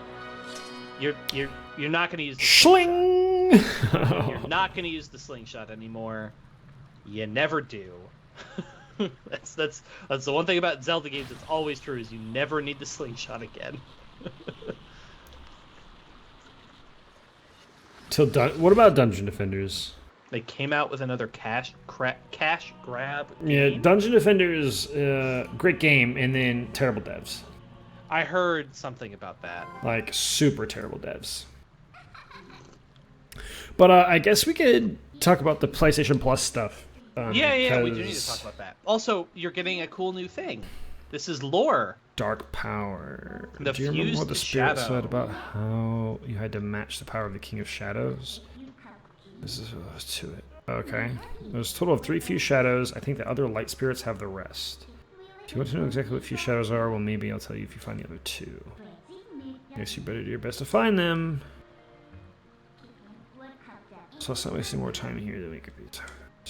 I'm gonna be honest with you. I don't remember that boss, so I must not have played that much of this game. You mentioned that I think you said you started the first dungeon, but I'm don't very much remember starting to think that you did not get past the first dungeon. I don't think I even got past the. I remember the monkey. Yeah, Oh, the PS Plus. The new pricing option. So for those of you who don't know already, PS Plus is $60. You get online service plus 3 free games every month and discounts on games on game sales. Which is how it currently works. Yes, currently how it works. They're not getting rid of that. That's the same thing. And then they're releasing that's $60 a year. Now they're going to release a $100 a year one that gives you PS4 and PS5 game titles. Which are downloadable. Yes. I did see something about how Persona 5 is getting removed from the pool. Like that's one of the games that's like currently in the PS Plus collection, but it's like not in this situation. It's because it's one of the games you get when you get like a PlayStation 5 or I think which honestly it's well past its shelf life. Just buy the damn game if you want to play Persona 5. It's usually on sale for the Royal Edition. Buy it. It's amazing. Support Atlas so we get more Persona stuff. Get over it. Anyway, so yeah, $100 a year will get you PS4 and PS5 titles. We don't know how many or what they are at the moment, but I'm assuming it'll be pretty decent ones. We know that it's 400 titles. That's a lot. Holy shit, that's a lot. And of course, it's probably going to include their big names like the Horizon series, God of War series. It's going to have to compete with. Yeah. You don't get to compete with Game Pass if you're not going to give everything. Do not think the hero is now safe from the spread of Twilight. Leave the woods and go to the east, where you will find the land protected by the spirit Eldin. There you will find those who seek, but know that these lands are in Twilight. They are now a dark realm covered by the cloud of dusk. If you set foot beyond the curtain of Twilight, you will revert to your beast form, so be prepared. You're chosen by the gods. Leave these woods and go east to the land of Eldin. Okay. And I'll just say you're still early in the game. There's not really much for you to find right now, so just sort of just go ahead and do your thing. You can do some stuff. You can do a few little things in the town if you want. But yeah, I'll go back and look at the town and see what's up, and then I think we'll go forward. Yeah. So yeah, I mean, it'll be absolutely, in my opinion, the $100 is probably pretty worth it if you don't have any interest in going back and playing any other games. Yeah, and it should be mentioned.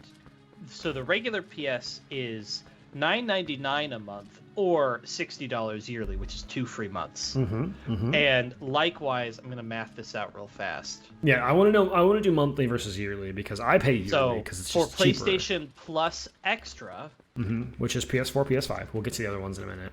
you get a lot more for free. So for PlayStation Plus Extra, that's the one that gives you PS4 and PS5 games in additional. Okay. As just a collection of games you can play. That is $15 a month or $100 per year. That's significant. Which is $80 off. So that's significant. That's almost double 80 the price. divided by 15. That's 5.3 months off. So that's almost half price. Holy shit, that's good. And then for PlayStation Plus Premium, yeah, so we have Premium title, which is $120 a year, and it comes with PS3, PS4, PS5, right? PS1, 2, P3. It's everything. 4 and 5. It's everything. Yeah. Now the PS1, 2, and PSP games. Oh my god, can you tell me I can fucking play Final Fantasy Dissidia on my PlayStation? Oh my god. Oh my god. I need a minute. PS3 is explicitly stated to be cloud gaming. And because it's already in the architecture. It's the PS Now, which was already streamed cloud gaming. And 1, 2, and P, it says streaming or download. So cloud or download. Oh my god. No. Oh my god. Please. Just... Now, I do also see they do have a PlayStation Plus Deluxe, which is select markets that don't have cloud streaming. In which case, it's a little bit cheaper. But it still includes all the ones that you can download and play, but you don't get PS3. So yeah, it's 100... So if you don't have access to cloud gaming where you live, then you just can't. Bummer. Oh shit, that might be all the. I wonder if that has all the BioWare. Oh. I wonder if that has all the Dragon Age games. I bet you it might. Well, EA has their own thing. EA is interesting, so I don't know. But if it did. Pretty that good. would be very interesting. I just, oh my god. Oh, and by the way, that one is $17.99 monthly or $120 yearly. I pay $120 right now anyway because I pay for 2 PS Pluses. I'm gonna get rid of one of them, which is the kiddos, and then probably just convert over to that. To be quite honest, if I could play fucking Final Fantasy Dissidia original, like I am all about this. I will be a goddamn Final Fantasy fighting game stream. I don't care. So this one, that's 18 monthly or 120 yearly, is 216 versus 120. That's big. Which would be 96 it's like by 120. Yeah, well, that one is actually like half off almost. Yeah. I will say, you may not know this. My dad actually did have a PSP. And he mostly used it for movies. PSP is a great system. You could buy little tiny movie discs. But I had one game on the PSP. What game was it? It was called... I believe this is the game. Yes. It was called Mercury. And it was a a game where one of the best Monster Hunter games is on PSP as well. It was this little like game where you had like these little tilty puzzles, and you had a ball of mercury, like metallic goo, and you had to get it to the hole at the end by a like tilty puzzle. Yeah, tilt puzzle. Yeah, okay. Except that because it was a ball of liquid, if you got too close to an edge, you could lose like a little bit. Also, it had to be a certain size. And also, you could split the puddle into multiple puddles, and then you could change the puddles' colors. And then the colors would be used to activate different switches. So you could have a blue one that you would need to hit a blue switch, and then maybe you would also need a yellow one to hit a yellow switch. And it was this fun little dumb PSP game. PSP, PS Vita. I mean, it is to my knowledge the only PSP game I played was this Mercury game. I understand like Nintendo had handheld unlock, but what didn't happen over in the West that happened over in Japan was the PSP was humongous over there, along with the PS Vita was also very big. I have both, a PSP and a PS Vita. I love the Vita for being able to like sit in my bed and stream my PS4 onto my Vita. I would play Final Fantasy X that way because there was a lot of grinding. So we would put on a movie and I would just fucking play Final Fantasy X on my PS. I did that recently with Pokemon. I was doing something in Brilliant Diamond a long time ago, a few weeks ago. And I was like, yeah, I'm just going to I put on a movie and I just held the Switch and I was like grinding levels or was completing Pokedex or something like that. I've done that a lot with the PS Vita and the PS4, which was amazing.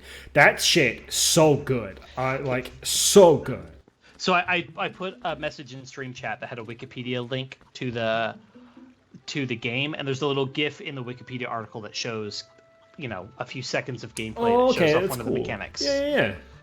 It was a fun little game, and I played it, and it was one of those games that just had like hundreds of levels, right? So, my opinion on it would be, or like my final like overall thing would be, wait to see what the library is, but if you're a PlayStation fan, you're gonna get it anyway, and you're either never gonna touch it, or you're gonna love it, and it's gonna be exactly what you wanted to scratch some of that nostalgia itch.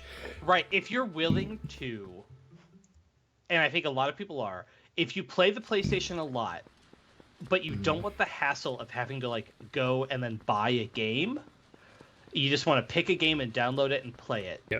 Yep. I think that this is, again, it doesn't compete with Xbox Game Pass because they don't explicitly state that it will give you games day one.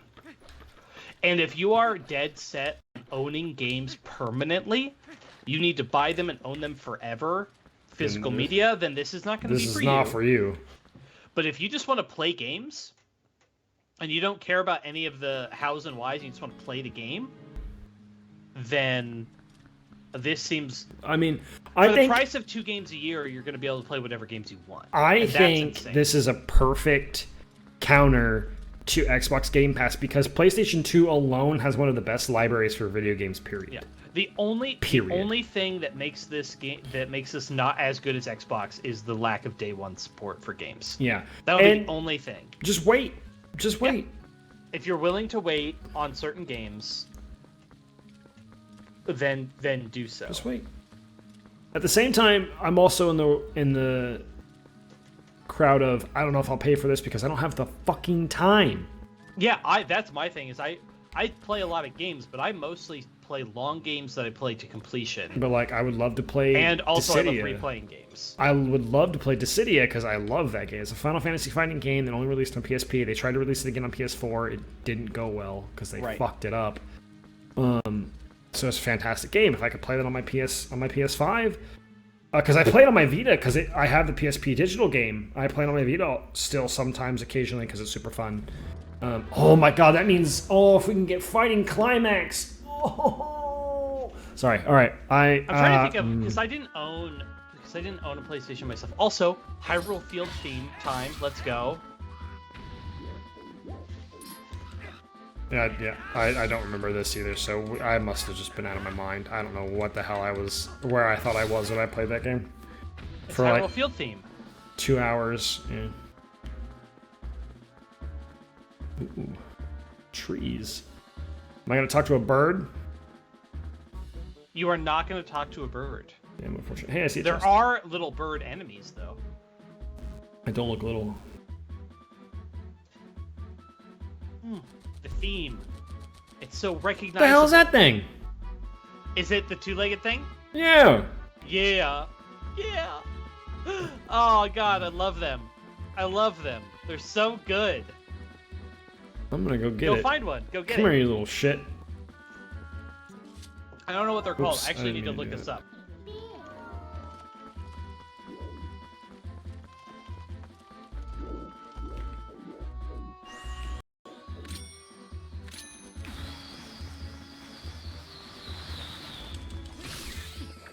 Gotcha.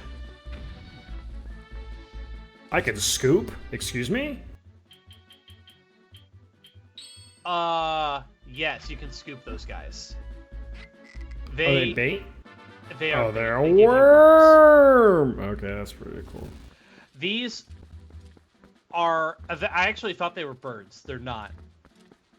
They're called bomb skits.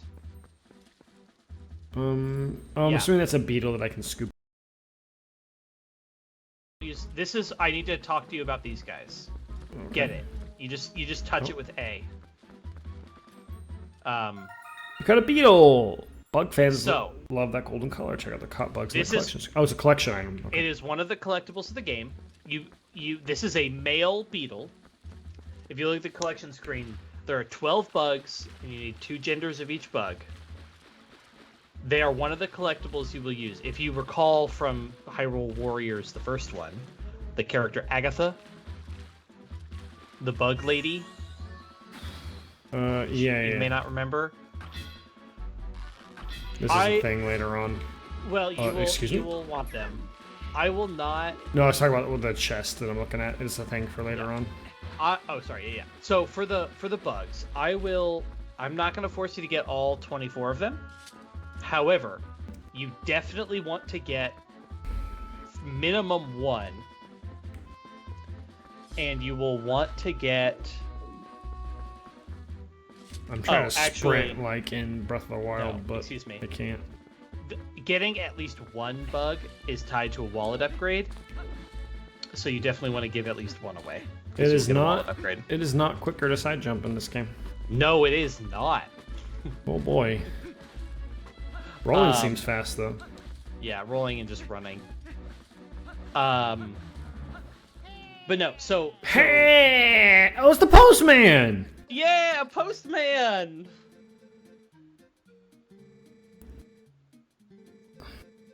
Letter carrier known as the postman! Please take this letter and read it at your leisure. How did you have a letter for me? Onward to mail! Onward to mail! Alright, fair, dude. That's fair. I love the postman. Oh, where is my opponent? Good. I guess that's true. I could ride my horse, huh? Do you remember how to call the opponent? I gotta find a reed. I believe they might be on the map. I could be wrong about that. Yeah, no, I could read a letter. Hold on. But yeah, check. It's on your start or whatever. If I have a letter for you, I will approach you at high speed. Please do not flee. The postman is so good. I love the postman. Onward to mail is just amazing. Onward to mail. Yeah, I think PlayStation Plus, and I think let's do a hot take a little bit, but it's not really a hot take. It's just be prepared. For those of you who like physical media, that generation, that era is probably going to end eventually. Gaming as a service is going to happen, and this is the step. Xbox Game Pass was the first step. PlayStation getting on board is now the second step. I mean, Nintendo was also on board with doing the NES, N64, SNES stuff. Games as a service is coming. It's going to happen. And this is one of those things where I totally understand the arguments of physical media. Because this is something that came up recently with Disney Plus. Is there was a rumor that something was being censored and re-uploaded later. There was a scene in Falcon and the Winter Soldier that somebody noticed had changed, and they were like, that was an accident. We didn't mean to do that, and they switched it back, which honestly unsure whether or not it was intentional or not. Yeah. But the idea that once you own the game, they can't change it or take it away from you, I totally understand that. But also, making it a digital service, meaning that you can always access older content because it's not tied to hardware, is amazing. Is insanely huge, and that is a bigger benefit to gaming, because one of the problems right now is, you want to play Superman 64?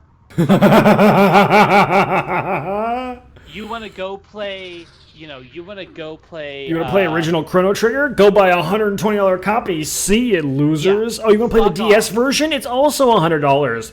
Fuck you. You want to play Pokemon Gold legally? Better play it on your phone, idiot. Yeah, that's a crime, sir. Yeah, I know. So making everything digital will make this a non-issue. It's a win-win, right? It has to be. No, it's a win-win-lose. What do you mean? Because the idea of having hardware, the idea of having your games tied to physical hardware, the idea being that nobody can take it away from you. Whereas with a digital service, they can. I mean... Or they can change it without your permission. That is a problem. And I understand and I respect that as a problem. But I think the pros outweigh the cons here.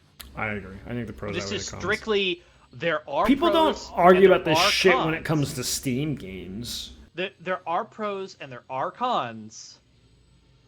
But the pros outweigh the cons here, in my opinion, like, significantly. You learn the youth scent. Gross. Yeah, I mean, kids, ugh. Who has kids? Gross. I'm sorry, kids are great. Yours in particular. He's pretty good. Our buddy's kid's also pretty cute. Yeah, I mean, he's pretty cool. He's pretty cool. He's pretty cute. Stupid little dome head. Anyways, Golden Bugs and Twilight Princess. Oh, I thought we were doing more hot takes. Oh no, I told you to prepare a list, and I actually only had the one thing. Oh, okay. Well, I could do more later then. Yeah. Like I said, I could come up with these off the dome. This is not something. Oh, I have to do that. By the way, that attack that you have to use here is busted in general, and you should just be aware of how busted that attack is. Yeah, I almost forgot about him. It's easy to forget about. It's just insanely busted. But the Golden Bugs, I'll just say, it's not impossible to get all 24 because they are static, so it's easy to look up which ones you're missing. That's nice. And then find them on the map because they're only in one place. They're not random. That male beetle will always be on that tree, basically. So if you want to get them all, it's not crazy. And you get a secondary wallet upgrade if you get all the bugs. And every bug you give will give you money. So it's good. Also, hey, look. Fast travel. That's nice. It is. That's really nice. And yes, I was correct. The reeds are on the map. Majora's Mask did this too, where you could do fast travel. So do I need to warp? You don't need to. Or yes, you do actually need to. Sorry. Did you listen to what she said? I have to warp back here and then become a person again and then come back? No, the bridge is out. Yeah, I know that part. Yeah. Oh, this is cool. Yeah, this is great. Oh, fantastic. I love fast travel. Convenience is nice. And I will tell you now, there are a lot of well-spaced fast travel points in this game. Oh, we're looking for the bridge. It got sucked into a portal. Yes. Look hard, huh? Yep. I'll be honest, a lot of people miss it. Here's the other fun fact. Oh, yeah. I saw it as soon as we spawned in. Also, well, I mean, it was there the first time you were here, too.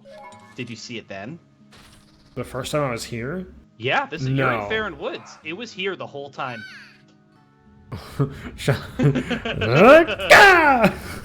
That's great. Yeah, that bridge was there. I did not see it the first time, but I did see it as soon as I spawned in this time because I was actually looking for it. You were looking for it, yeah. But if you weren't reading the text and you didn't know what you were doing, you may not even know what to look for. So yeah, strategy, I think with like Xbox whole thing was like, yeah, they get some good stuff like Ori and the Blind Forest and like that kind of thing. But yeah, older games on Xbox are basically about the online play, Halo in particular. Yeah. You're telling me I could play PS2 Mercenaries, which is an amazing fucking game, by the way. So the solo mode on a PlayStation game just can't be beat. Period. Oh yeah, Xbox is getting there, but they're not there yet. They bought a lot of important studios. Name a really good story-based Xbox game. Exclusive Xbox. No, don't look off the top of your head. No, I'm checking to see if this. Just trust me. Yeah, okay. Technically not yet, but Dishonored is owned by Bethesda, which is now Xbox exclusive, maybe ... Who knows? So if they make another Dishonored game, it would be Xbox exclusive. But the first two are not. Are not. So The only Xbox games I'm aware of that I was even vaguely interested in is there was a little indie game called Tunic, which looked really good. It was like an isometric Zelda game, but with a little fox man. It looked very cute and fun. Starfield, obviously. Bethesda. See, now that they've bought Bethesda, Starfield is a big deal. That's what I was saying. Is Bethesda? And I don't disagree with that, but like, look at all of the PlayStation games in the past that have been incredible, that are now going to be part of this system. No, I totally agree. But a lot of these games have also like, figured it out. If you could tell me we could play Eternal Sonata. Oh my god. And especially if they added something like online co-op like Nintendo has done. Oh my god. If they had Eternal Sonata online co-op, I'd do it.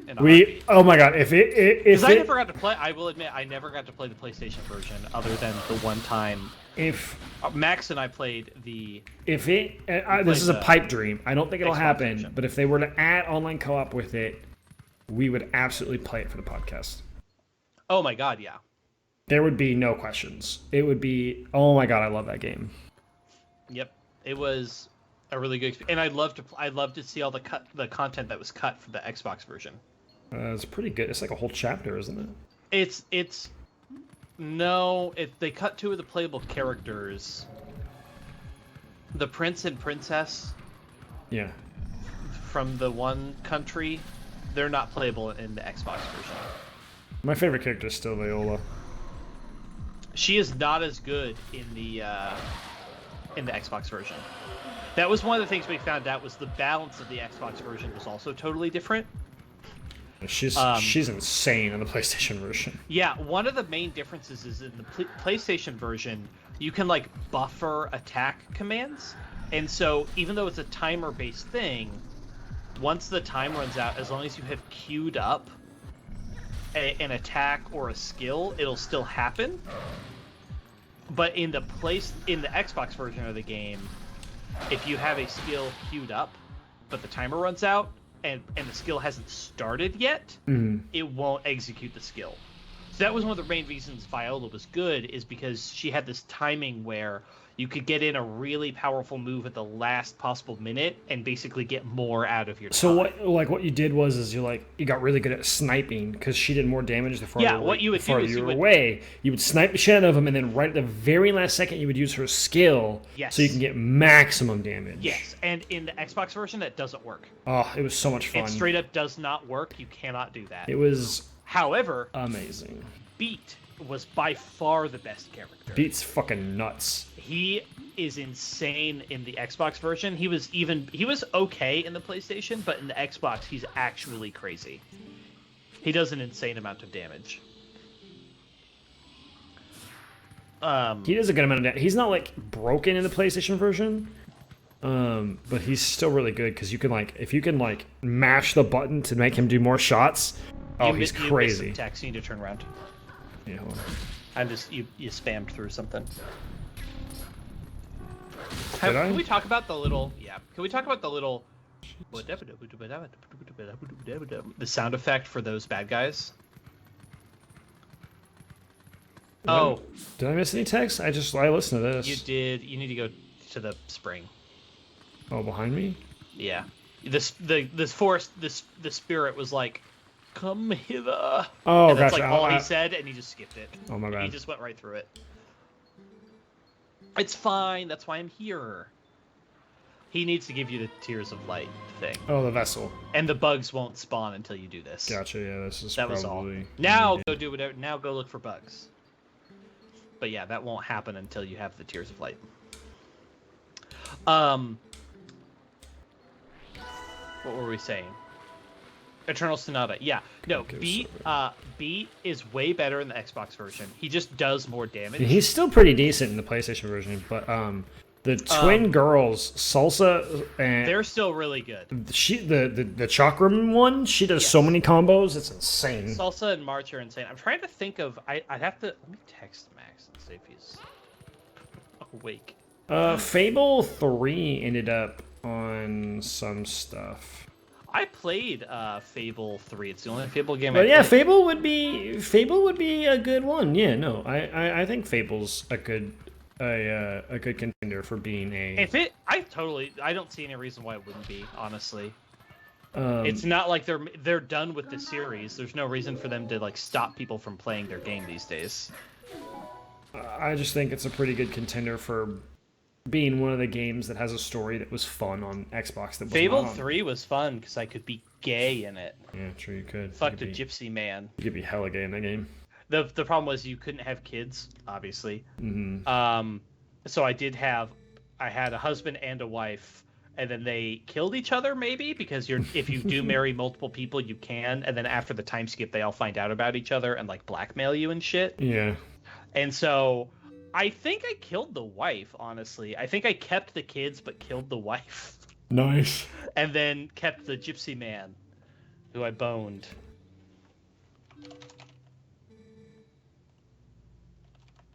Ooh, bombs. Once they attack, it's over.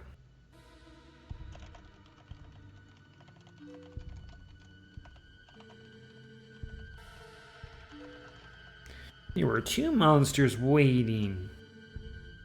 I love Mallow. It's good to see Mallow back again. Also, Renata. He's great. This big Native American looking guy? Mm-hmm. I love this game's take on Kakariko. Got some big, thick lips. He does.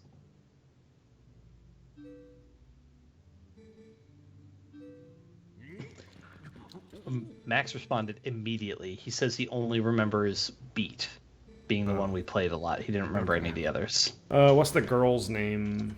Jazz? No, Jazz is the guy with the sword. I mean, I like Jazz because Jazz was hot. He has a big sword. And he had a big sword, and he did AoE auto attacks. AoE attacks. I did not use him much because of how slow he was. He is very slow, but yeah, he does auto attacks. But there's a difference in the PS, the PlayStation version, the Xbox version. The girl companion you don't get in the Xbox version. His little girly sidekick. Fang? You get Fang. Do you? Yeah. The only ones you don't get are the Prince and Princess. I thought somebody died that wasn't supposed to.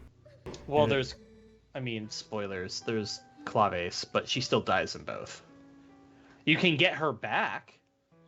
Yeah, that's what I mean. You can get her back. Crescendo and Serenade are the ones that are only in the PlayStation 3 version. I'm gonna have to look. Falsetto, not Fang. Falsetto. Falsetto, yeah. I was like, it's not Fang. Fang is Final Fantasy. It's a different F. It's Final Fantasy 13.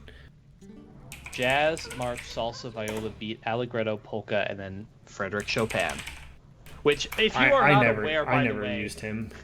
I do think we used him a lot because he attacked in threes. And yeah, he is a. Yeah.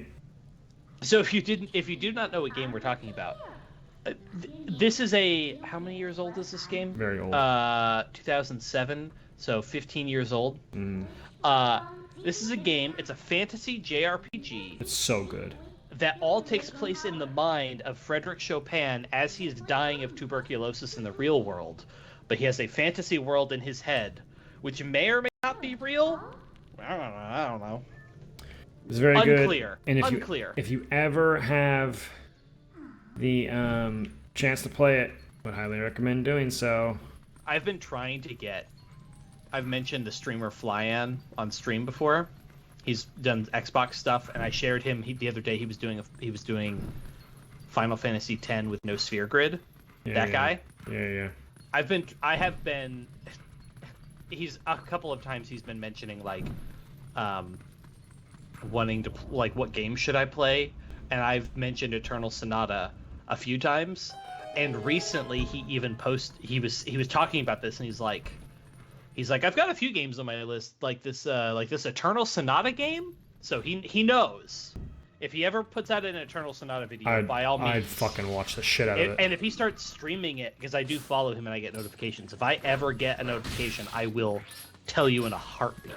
I would like during the work watch it. Yeah, I would.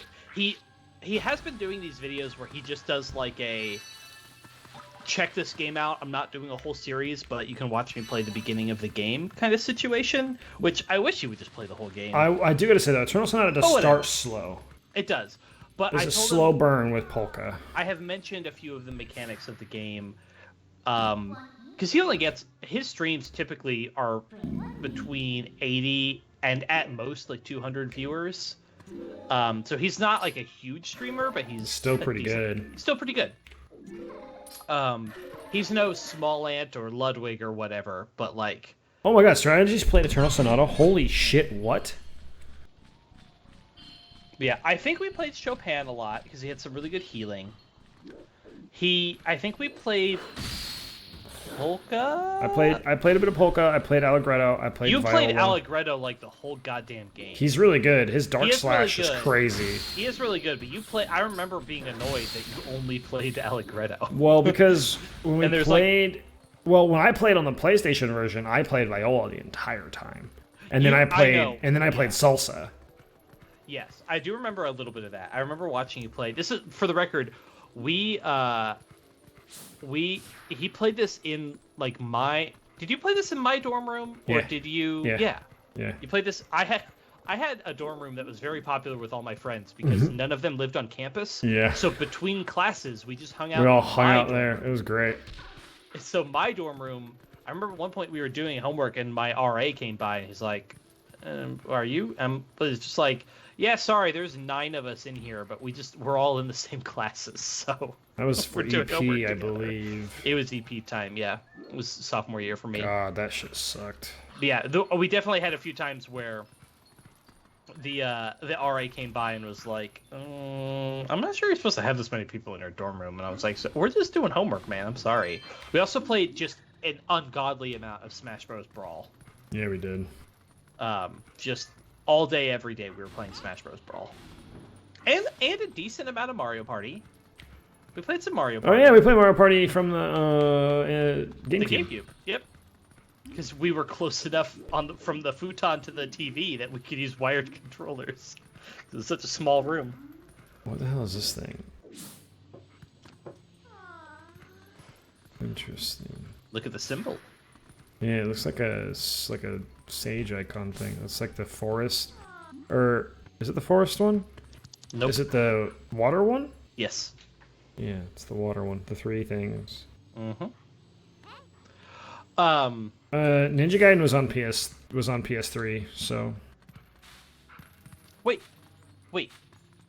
Claves was voiced by Tara Platt? Dude, that game had insane voice actors. Well, okay, we're gonna look at this. What? Chopin is Patrick Seitz? It wasn't an exclusive before then. Ninja Gaiden Sigma came out on PS3. Chopin was Patrick Seitz. Yeah, dude. That's Endeavor. Yes. I actually don't know. Okay, I actually don't know any of the other names other than Patrick Seitz and Tara Platt. So I'll read them from top to bottom. You tell me if you know any of these people. Maybe. Patrick Seitz. Yep, no him. Aaron Fitzgerald. I have heard the name, actually. Sam Riegel. Hold up. Riegel. Isn't he, like...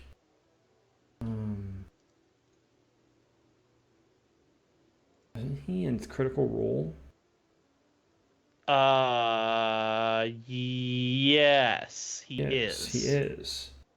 So he's a famous voice actor. What does he do? He's Tristan in Yu-Gi-Oh! Yeah, okay. That's pretty good. That's his first credited role in anime is Tristan, which is admittedly a pretty big role. Yeah, it's pretty good. Let's see. That might be where I know him from then. He was in Naruto. He was in. You keep playing. I'll keep looking. I got these. He was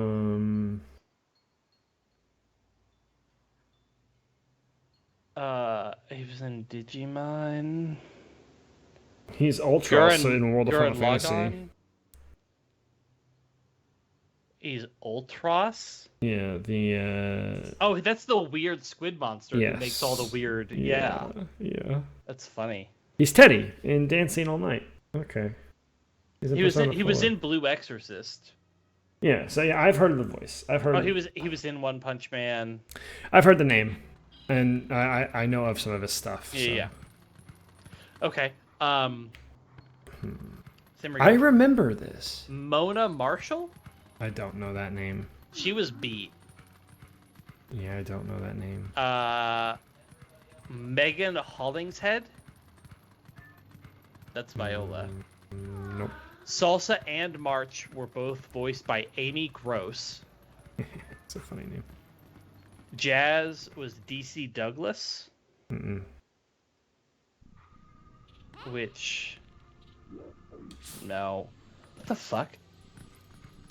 DC Douglas. He was on a sci-fi show, Star Trek Enterprise, Days of Our Lives, and The Young and the Restless, and then also in Resident Evil? Weird. Julie Ann Taylor? I don't believe that rings a bell anywhere. No, she's in Fate Stay, but like... I never watched it. Night Strategy. Nice strat. Claves was Terraplat. I like how this turned into a Eternal Sonata stream. Was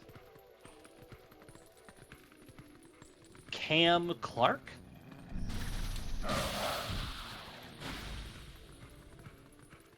Doesn't ring a bell for me. He was in TMNT. And then Serenade is Stephanie Shea. We have 4 voice actors though that are pretty well known. Cam Clark was in Attack on Titan, but it doesn't look like much. He was in Last Airbender. He was Lao Beifong, which would be Toph's dad? It's not a very big role. I would totally be okay with playing Eternal. I have it on PS3. I have a PS3. I wouldn't mind playing it either. If they release it with online co-op, which is a dream, then I will play it with you. We will figure out how to stream it. I mean, all we have to do is one be the main game, and the other one. Well, I'd have to be on PS5, which would mean I'd have to get a camera out to my living room. Just bring your PS5 into your computer room. We only have one. Just move it for one day. So what? One day a week? Yeah, it'd be fine. No, that's a hassle. Nah. So many cords and cables. No. I would sooner put a camera in the living room. I'd figure something out like that. How are you gonna stream from there? How are you gonna be on the Skype call? I would figure that part out sooner than I would move the entire... Move a PlayStation? My desk does not have a spot for that. My desk does not have a spot for a PS5. Like, at all. Use a PS4. I'm assuming it would be playable with PS4 stuff. I have no idea. Either way. Excuse me, what? What's that? Huh. What? You need to share your... I'm going to read these following sentences in order. There's not very many. Don't interrupt me. Okay. A manga adaptation of Eternal Sonata... Excuse me? I said don't interrupt me. I don't care! What? Was drawn by Mime Kuroi... Some Japanese name that's very hard to pronounce. We're sorry. And published by ASCII Media Works under the Dengeki Comics comic imprint. And the chapters were collected into a single tankobon on September 27, 2008. While it deviates from the game's story drastically, it does reach the same conclusion. In addition, viola, falsetto, and claves do not appear at any point in the manga due to condensation of the altered story, and the roles of Salsa and March are greatly reduced, with the two only appearing briefly and not joining the party. Weird. So, what's so funny to me there is that Viola totally makes sense to cut. She literally is just a random woman. Yeah, she makes sense. You happen upon who, like, helps you briefly, and then, like, joins the party for kind of no reason. But falsetto and claves? Claves is like... Cutting falsetto makes no sense. cutting falsetto makes very little sense. Cutting claves, I don't know how you do it. Claves is like a very big deal. I don't know. That's because weird. she's responsible for. I need to get up on that chandelier, I bet. Isn't she's responsible? I mean, spoilers, but like falsetto is responsible for A lot. just Leave it at that. Just leave it at that. She's responsible for a lot. Can I climb? I can't climb as a wolf, right? I can't climb the ladder? No, you cannot climb a ladder or any vertical surface. Ah, okay, never mind. I found it. I was like, where the fuck do I go? Yeah, wow. I had no idea there was an Eternal Sonata manga. Maybe you'll have to go find that and see how terrible it is. It just made me want to play the game again. I would love to play it again. And so if they do add it, I don't know when this new PS Plus thing actually starts. Soon, right? June? If Eternal Sonata is in there, and if Pipe Dream, it has co-op. Totally, let's do it. Because it's so weird and interesting. Joe, I remember this area. What? I just remember this aesthetic. I think you've maybe just seen videos before. Oh, I didn't want to warp. Nope, don't warp. Bad. You clearly don't remember enough about this game to actually know what's going on. I don't know what's going on. Oops. But I just I remember this aesthetic of this area. You probably saw me play this. Maybe. This would have come out. When did this come out? No, this came out after college, right? How many chapters does the manga have for Eternal Sonata? Those sentences were literally the entirety of my knowledge of the Wikipedia article. That was the whole thing. Twilight Princess HD came out in 2016, so this was after college. So you would have seen me play the original, which is entirely possible. Oh, maybe I did. You maybe literally just watched me play the whole original or some aspect of it. So some of this is probably going to look familiar, even if you don't remember any of the specifics. Maybe that's what it was. Yeah, sorry, blah. I don't know. That was the whole thing. Maybe you could find it. I have a feeling that it's probably. This was already a relatively minor game that was not hugely popular. Unfortunately. And then also the manga adaptation. Fire. Is that it? No. That's not it, is it? That art style. Oh my god, it's so bad. Is it like 90s style? What is this? It's like Madoka. It's like Madoka. It's like really weird 90s style. Yeah. Or like early 2000s. Ew. Polka does not look like that. That's supposed to be Allegretto? That is Allegretto and Polka, and that is not what they look like. Oh god, yeah, it's like kind of cutesy. Oh, if you scroll down, who are those? Is that Salsa? No. No, this is ass. I don't know what that is. I'm gonna click on the other chapters. Get this shit out of my face.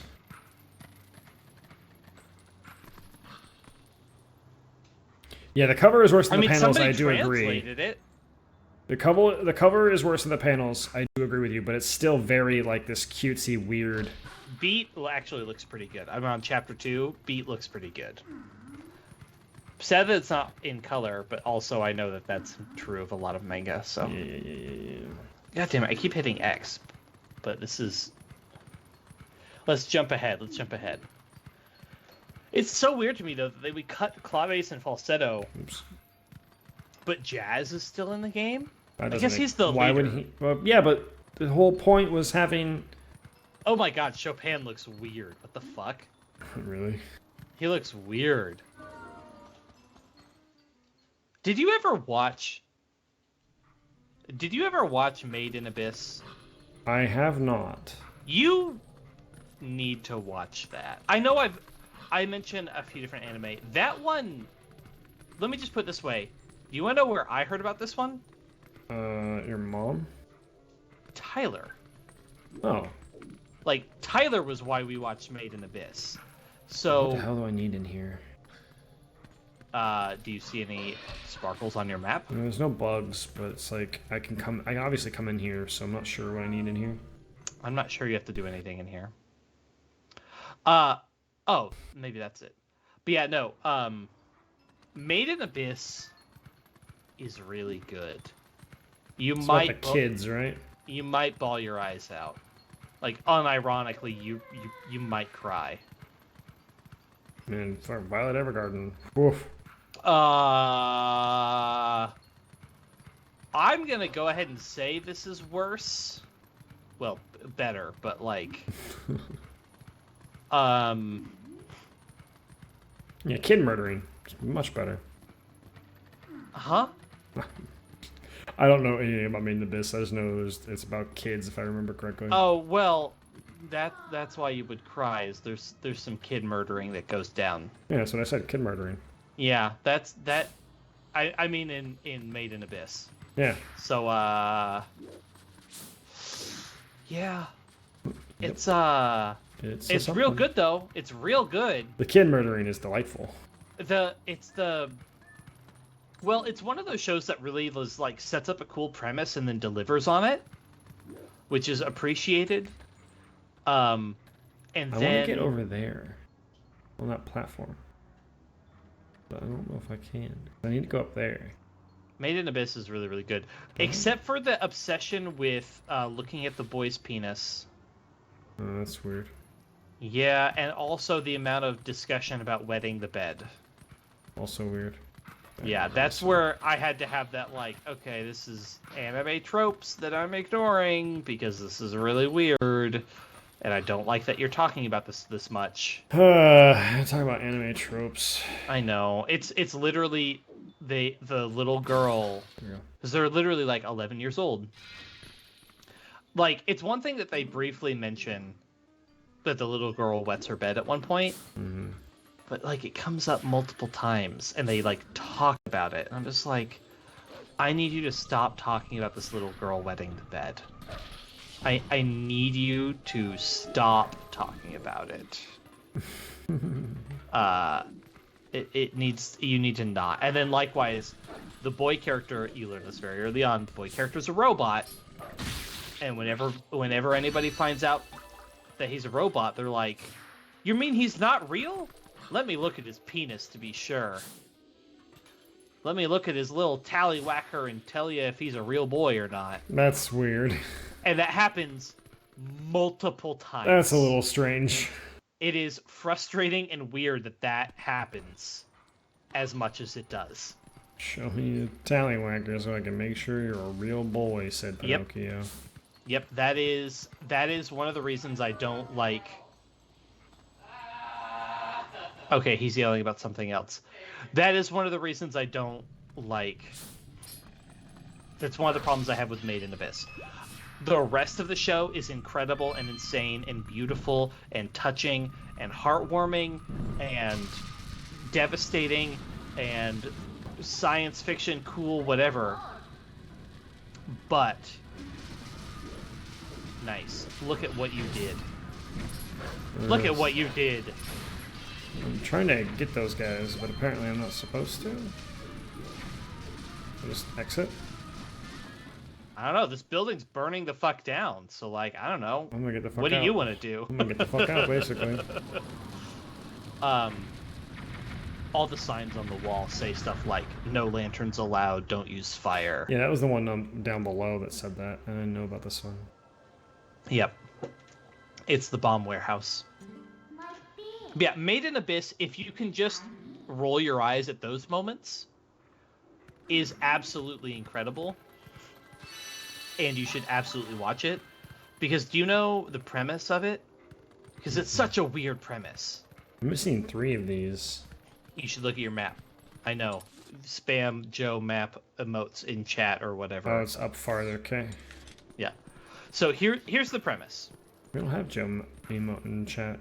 I know, we don't have it on the channel. Just have it in Discord. Yeah. Join the Discord for cool emotes, like a way to tell Titus to look at maps. That's true. Here's the premise. Good plug. Oh, you're learning. Look at you.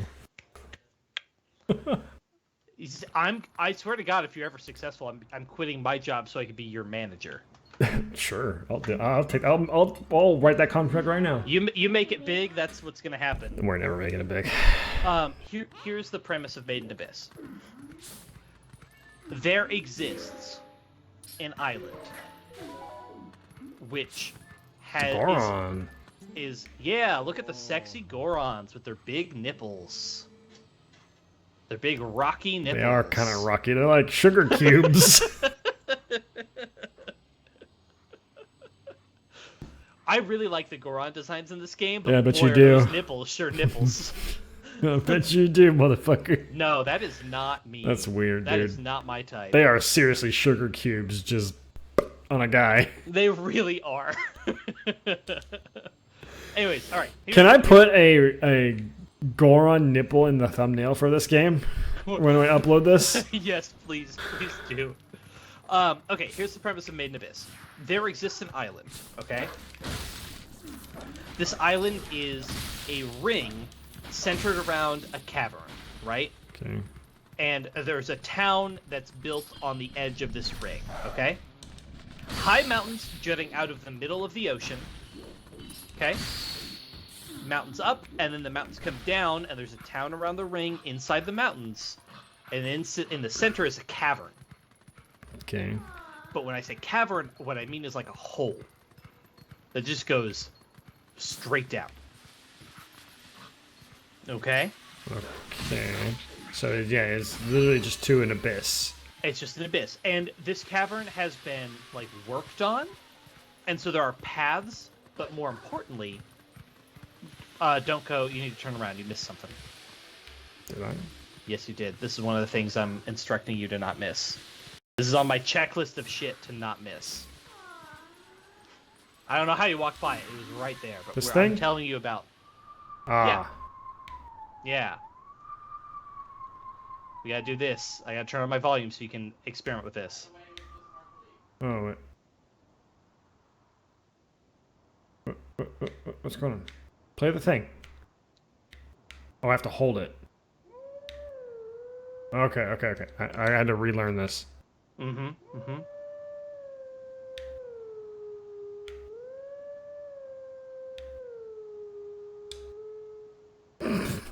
All right. Let's do it one more time. No. Okay, I can do that.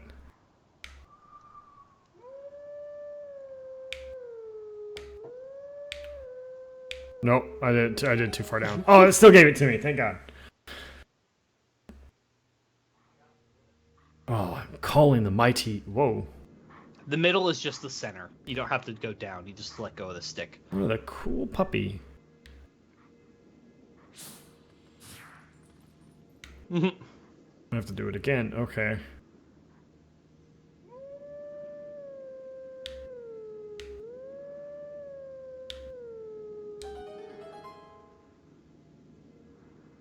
I like that this is my ocarina. It's just me howling.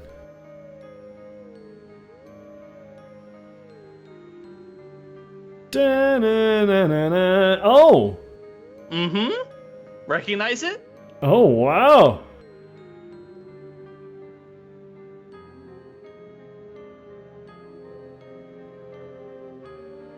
Oh, cool!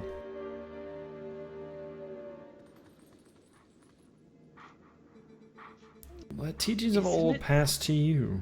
Isn't it so cool? I love the song. Take sword in hand and find me. I love the creepy, but like the harmony they achieve. That's weird. I will just tell you now. Some of the songs are not from Ocarina of Time. So you played something. So do you see where that is on the map? Poured on Woods. Yes. Oh, it's back home.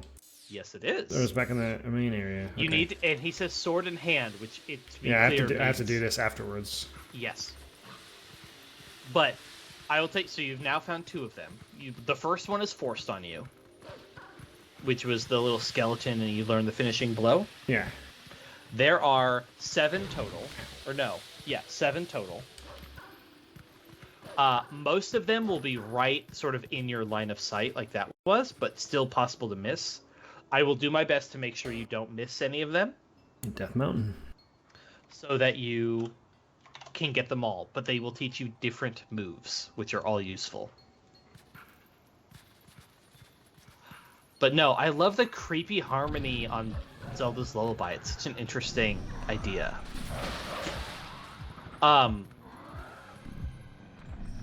What were we saying before that, though? Main Abyss. Main Abyss. Okay, so there exists an island and mountain in the hold. So, in this hold, there are ruins. And the ruins contain mysterious objects, artifacts, treasures, which are themselves valuable. All right? Okay. And people have made a career out of going into the abyss, Mining it. and finding these weird artifacts and bringing them to the surface, okay? And the main character's mother was a famous explorer who did this, and who long ago disappeared and has not come back out of the abyss. All right? Forever dead in the abyss. The deeper you go into the abyss, the weirder and more dangerous it gets. Okay, typical. Sure, fair. Here's the other rule of the abyss. When you go down into the abyss, you're fine. But if you come up the abyss, you experience symptoms. Weird. Ranging from... And the symptoms are worse the deeper you get. So, going a little bit into the abyss and coming back up, you might feel mildly nauseous. But you get deeper into the abyss, and you may you may actually vomit, or you may pass out, or you may start bleeding from all your orifices, depending on how deep you go. And here's the other key. The symptoms are not generated by, like, so the deeper you go, the worse the symptoms are when you come back up. But the symptoms are not generated by the amount of distance coming up you do. The symptoms are worse if you raise an elevation at all the deeper you go. So, while you may experience nausea by going only a little bit into the abyss and coming up, it's not like if you go very, very far down and then come up a little bit that you're nauseous first and then the other symptoms come later. It's that if you go into the abyss and you go really, really far down to experience the bad symptoms, you experience the bad symptoms immediately. Oh, that's creepy. And... Oh, does that force me to go back immediately? I do think so. Okay, that's fine. Which then you can fast travel and go get your other thing, if you want, after you do some cutscenes and things. But anyways, so if you go really far in, like one of the later events in the show is they're really, really deep in the abyss, shocker, and they literally are in a cave running away from bad guys, and they're like, they can only go one direction, and there's like a 5-degree incline that they have to climb in this cave. But that incline is going to be devastating to them. It's a bird? Yes. I'll loosely call it an eagle. Kinda, yeah, I guess. That's the closest thing. It's like an owl. No. I do think it's meant to reference Kapora Gabora, but like not quite. Elden. Like spirits, if I rule, and spirits guard these lands. O great hero chosen by the gods. Why is your face a leopard print, dog? Dark power you seek lies the sacred grounds to the proud mountain dwellers. But already these grounds have been defiled, draped in shadow, and seeded with evil. That's fine. You must go there to the sacred grounds and cleanse them. Okay, that's fine. I will do so. Yeah. Go to the sacred grounds!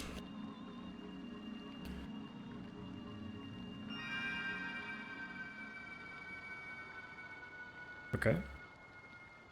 Cool.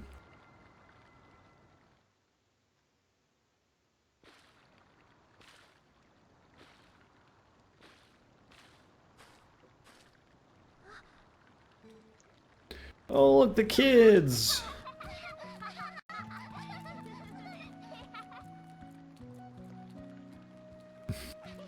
And now the Kakariko Village theme.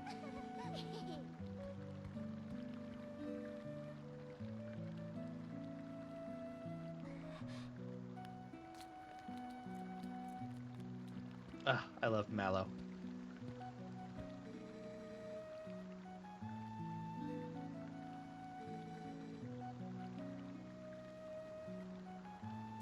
Shaman of the town. Mm-hmm. Renato. I called him Renata. That's a league champion.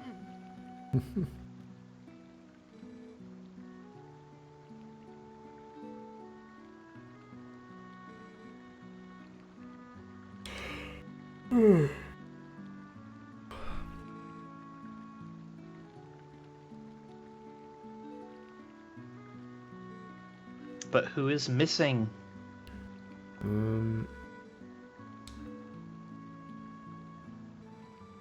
I thought we had all of them here, but there's the red bandana kid. There's she's not as young. Oh, the one girl, the chick who had Epona. Yes, Ilya. Goron, try him. Ah, listen to that Goron theme. Do do do do do do.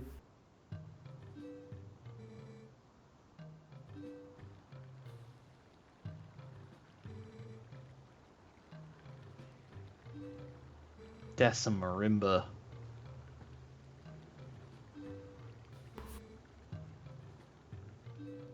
Try to coax them back from their recent change of heart. Okay, that's fine. Shouldn't I take these kids back to their parents first? You can do the next little smidge of story without too much difficulty. Can I not warp? What the heck? Ooh, is it not going to allow me to warp at the moment? I might be locked for a second. Yeah, go towards the Goron mountain or whatever. What I need to do is take a piss.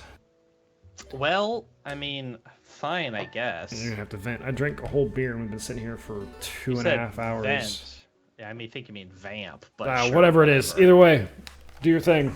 Talky, man. Talky. God, I have to vamp. I have to talk to our viewers who are hopefully enjoying the show. I feel like we're having some fun tonight. You should all play Eternal Sonata. It's very cool and interesting and weird. You should all watch Made in Abyss. It's very cool and interesting and weird. I mean, honestly, if I have the soapbox right now, you should also all play Xenoblade Chronicles Definitive Edition, because it's also very cool and good and awesome. But, I think you all already have, so... Damn it! Okay, you can all go to the bathroom. Everybody go to the bathroom. That's fine, I guess. I'll look at the weird, terrible manga of Eternal Sonata in the meantime. It's weird, but boy, I do kind of want to replay that game. Like, it's very interesting. Silly dog. The manga is not. It looks weird though. I'm so glad Michael has also played Eternal Sonata.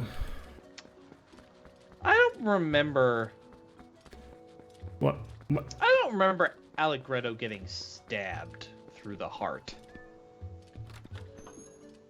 I don't remember that. Blum, blum. Oh, this is supposed to be a shop, huh? Yeah. Dun, dun, dun, dun, dun. I'll tell you what, it's a really great shop once you do a little bit more story. I'm gonna go towards the mountain. Yeah, just go towards the mountain. Ooh. What the heck was that? I also love this Kakariko Village theme. It's very true to the original melody, while also being completely unique in instrumentation.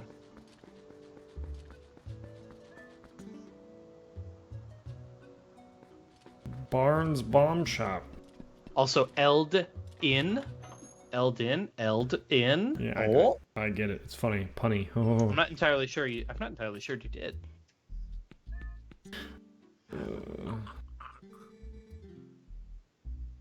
Oh yeah, we blew up his storeroom.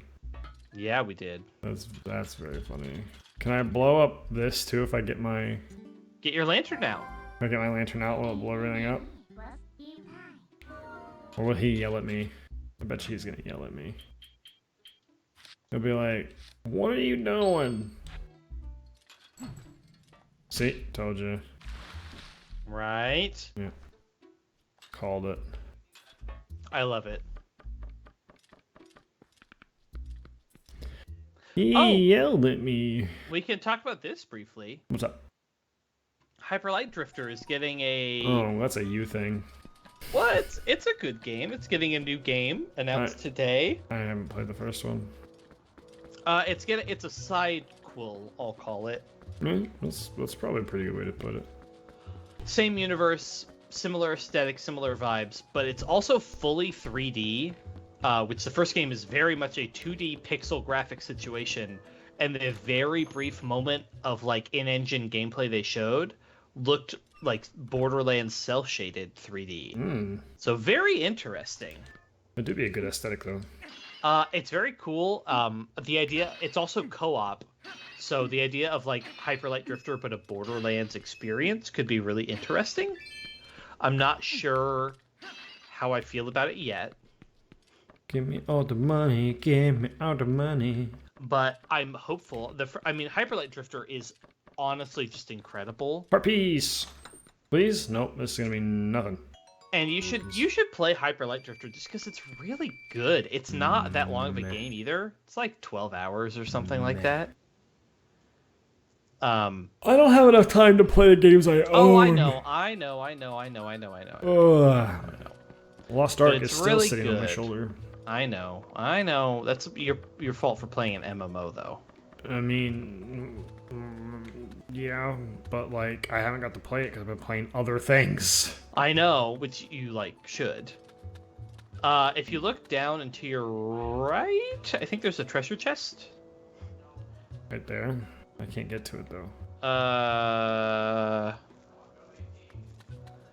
Oh. I will die if I fall that far, right? I'm trying to. I know. Yeah. Well, no. There's fall damage is static in this game. You can fall all the way down to the bottom and you won't die. I'll only take like 2 hearts or something. Nonsense. Yeah, something like that. But I don't know how. I can't remember how you get to that chest though. I know you obviously can get it. I do not remember exactly how you do it. There's no. Obviously, there's no Breath of the Wild glider in this game. No, it's not like that. No, it's not that way. I don't remember how you get it. It's probably something you can't get right now then. But yeah, go up towards the Gorons. Oh, unless I can throw my boomerang at it and twirl it around. Bum bum bum bum bum bum bum bum bum bum bum bum. Well, this theme is really good. I like it. Dun dun dun dun dun dun dun dun. Look at them rock nipples. I think it is possibly the best Goron theme as well. It's just really true to who the Gorons are. Bro, you look cool as hell though. Oop. Oh, you got fucked. I need power gloves. Away with me I go. Yeah, I'm gonna need the power gloves, and I'm gonna grab him and I'm gonna throw his ass. That's what's gonna happen. You watch.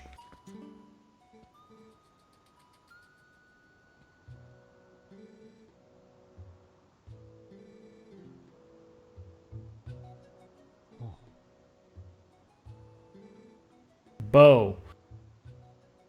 Oh hey, I get to go back to Orda. Okay. Yeah, and this is a good excuse for you to go do that skill too. The wolf. Yep. All right, so can I warp now? Yes, I believe you just had to go see the Goron first. Huh? I think you have to hit a different. Maybe try to leave town. Maybe this is. Yeah, it might be a thing where I have to try. Just try to walk out of leave town. This might be a specific thing. I thought it was later, but maybe it's now. Oh yeah. I have to do this. Whatever cutscene this is. It's Epona. Okay. Yeah. Okay. I thought this was later, but yes. Oh yeah, they took my horse. That's why I can't call Epona. Yes. Ugh, poor Epona. She's so hurt.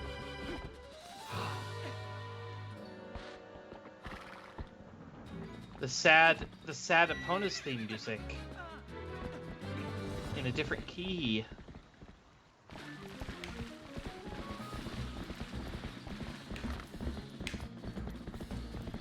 I just have to follow the directions on the bottom. I tell you what, a lot of people suck at that. Missed. I did not react to the A fast enough.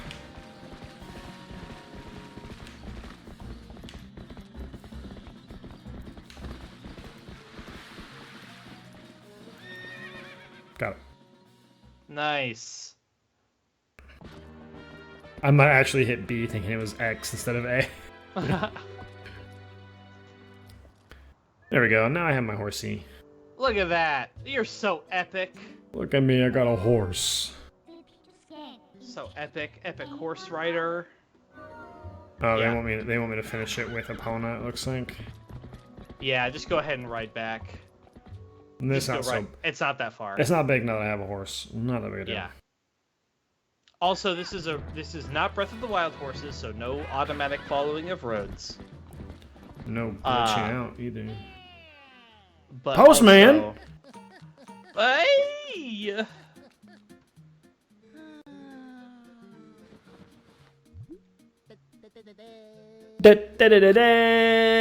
Oh my god, he's wonderful. He's so good. I love the postman. That's pretty good. Onward to mail. Alright. I was happy to meet you and spend a bit of time with you. I'm planning a trip to a new location just so you know. If you continue your journeys, you might see you again. Take care of yourself. P.S. I didn't have a chance to tell you this last time, but I have a son. I'll introduce you if we meet again. He's a good boy who can help you like an item, so be nice. Oh yeah, from Uko. Uku. Uku, like cuckoo, but not. But not. But kind of. But not. Damn, Epona like fucking sprints in this game. Holy cow. Epona is really good in this one. It is actually worth it to like grab Epona and use it. Obviously fast travel exists, and so like you use that sometimes. But like Epona's fast. But Epona's fast, and shocker, there's a bow in this game. When you get the bow, mounted archery is pretty well implemented, I'd say. I mean, you're telling me there's a bow in a Zelda game? I know. No. It's spoilers. Way. No way. I don't believe you. Do we have... We only got like 15 minutes left. We got any trivia to end the night with? We could do a teensy bit of trivia, I suppose. Do a couple questions since we're kind of winding down. You know what? I already previously shuffled stuff, so I'm not going to shuffle again. I'm just going to keep going. Yeah, that's fine. Which just means the questions I wrote tonight are just going to be later on. Okay. So. Yeah. Okay. We'll jump through these pretty quick. Oops. Approximately how many active players did Final Fantasy XIV have in 2021? Within 5%, same source of information, which was with WoW, it was higher than you thought. I'm gonna say like it's and I can even tell you what WoW was. Yeah, if you would remind me. WoW was in 2021, WoW had 115.5 million active players.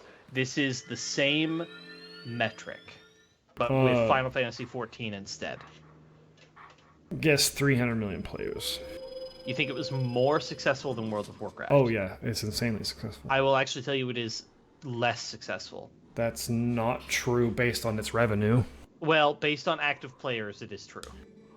What is your... I need to Weebs are thirsty. I'll send you the website after. This is the only other MMO question I have on the list, I think. I'm going to have to look this up. And Blah, are you in the chat? Because you would probably know better than most. Just Google, like, active players WoW, and you'll find the website I used. But yes, it is by this metric less. But also, WoW's a big deal. Final Fantasy was bigger for a long time. Yeah, maybe.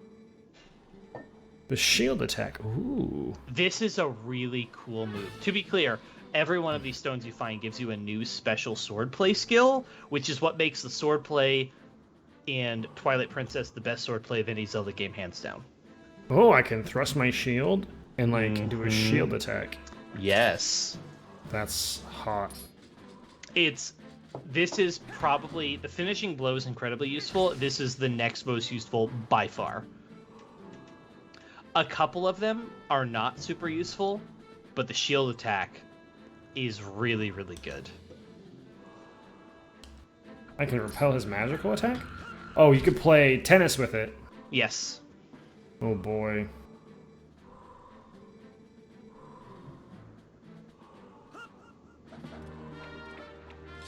There you go.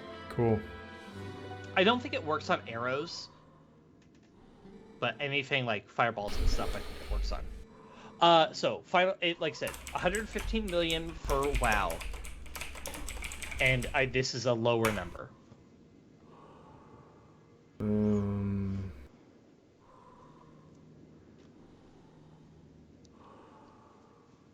Let me hold on a second.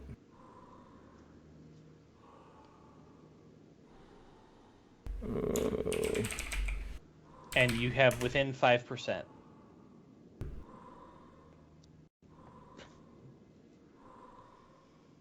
Yeah, I just looked up something. IGN in 2021 says Final Fantasy XIV had 2.5 million active players, while World of Warcraft had 2.19 million active players. That's a lot lower than the number I have.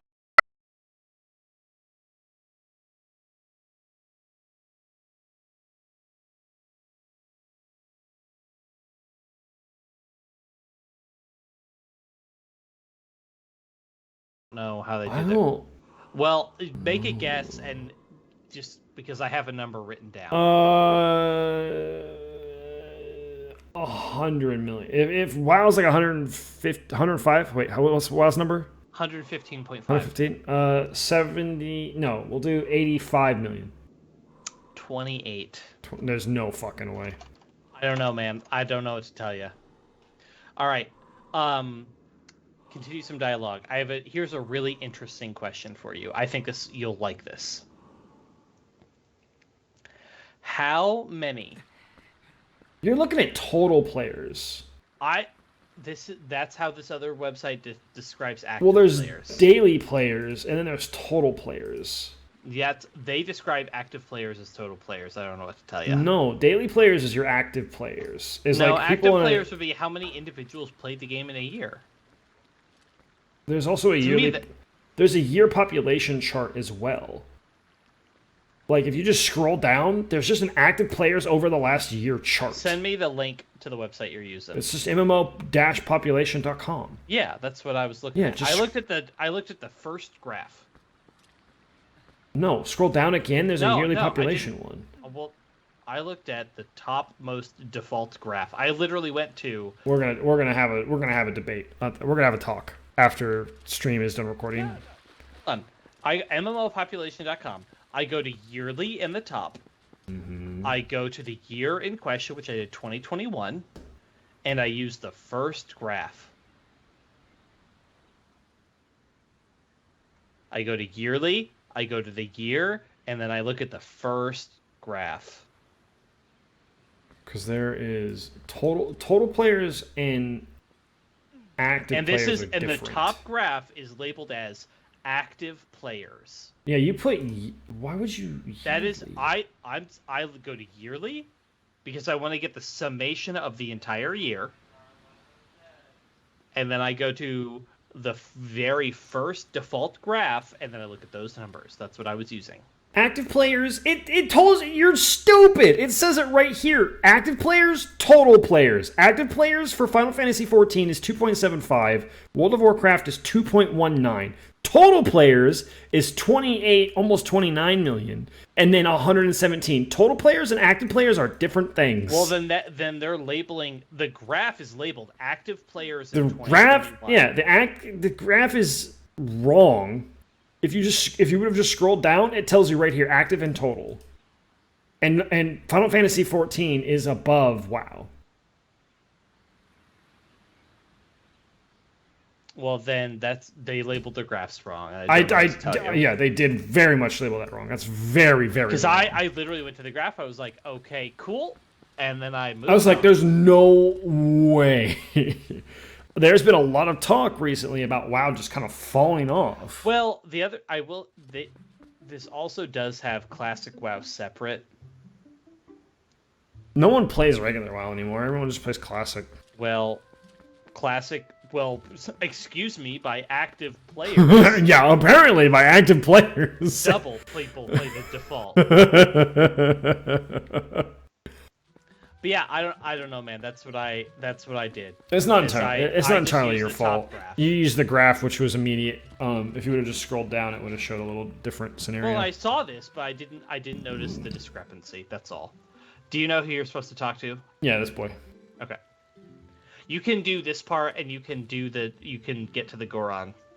It's pretty quick. Okay, we'll do some more trivia. We got a few more questions.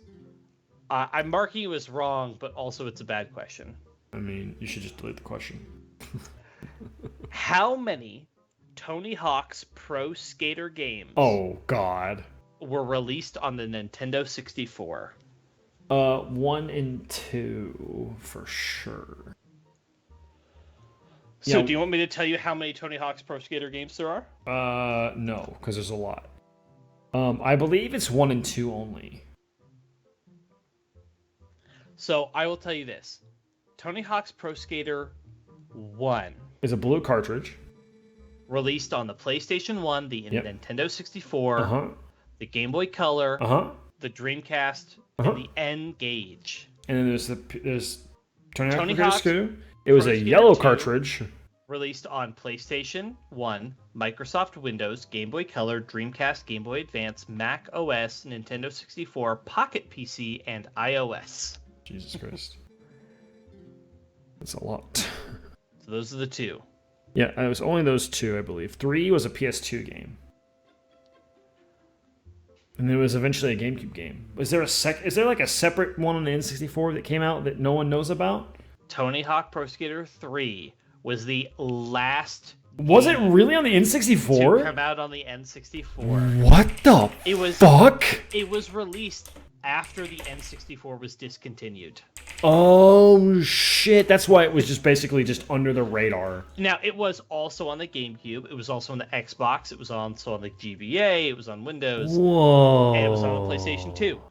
But it was literally the last final game to release for the Nintendo 64. Wow!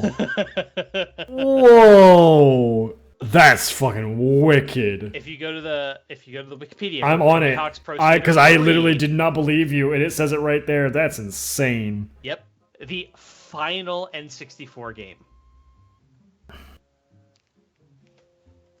I'll give you half because that was the zinger.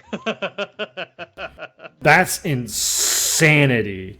Right? Because to me, those games are like totally different eras, but they're not. How would the N64? Because it was a PS2 game. How the fuck would the N64 even do it? Now that's the thing. The different versions of this game were drastically different. Really? Like genuinely, some of the versions of this game, like the Nintendo ones, never had the full soundtrack.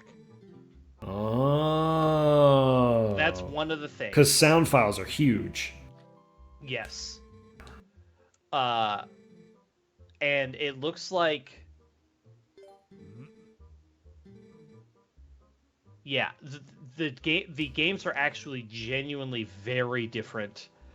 This is a series of games where the different consoles you play on dramatically affect the content of the actual game, but it is at its core the same game. Interesting. So it's just like a N64 game running on the Tony Hawk Pro Skater 2 N64 engine, basically. Yeah, I don't know how they did it, but yeah, that's super cool. Also, shirtless Link, get ready. Go. Also, shirtless Fat Man with his saggy man boobs. Representation. Oh, come on. Shirtless Link, though. There's a big ass from that dude. Was that necessary? Link got pecs. Oh.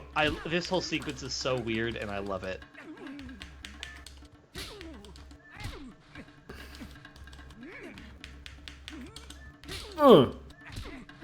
Get out of here, boy. I'm Sumo King.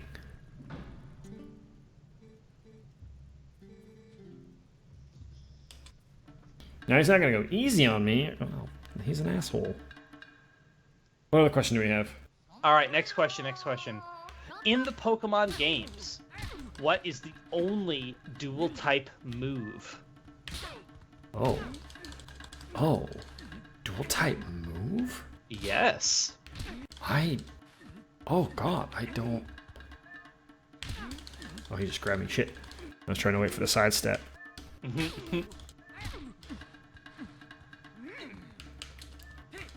Dual type move. There is one. Oh god, I don't.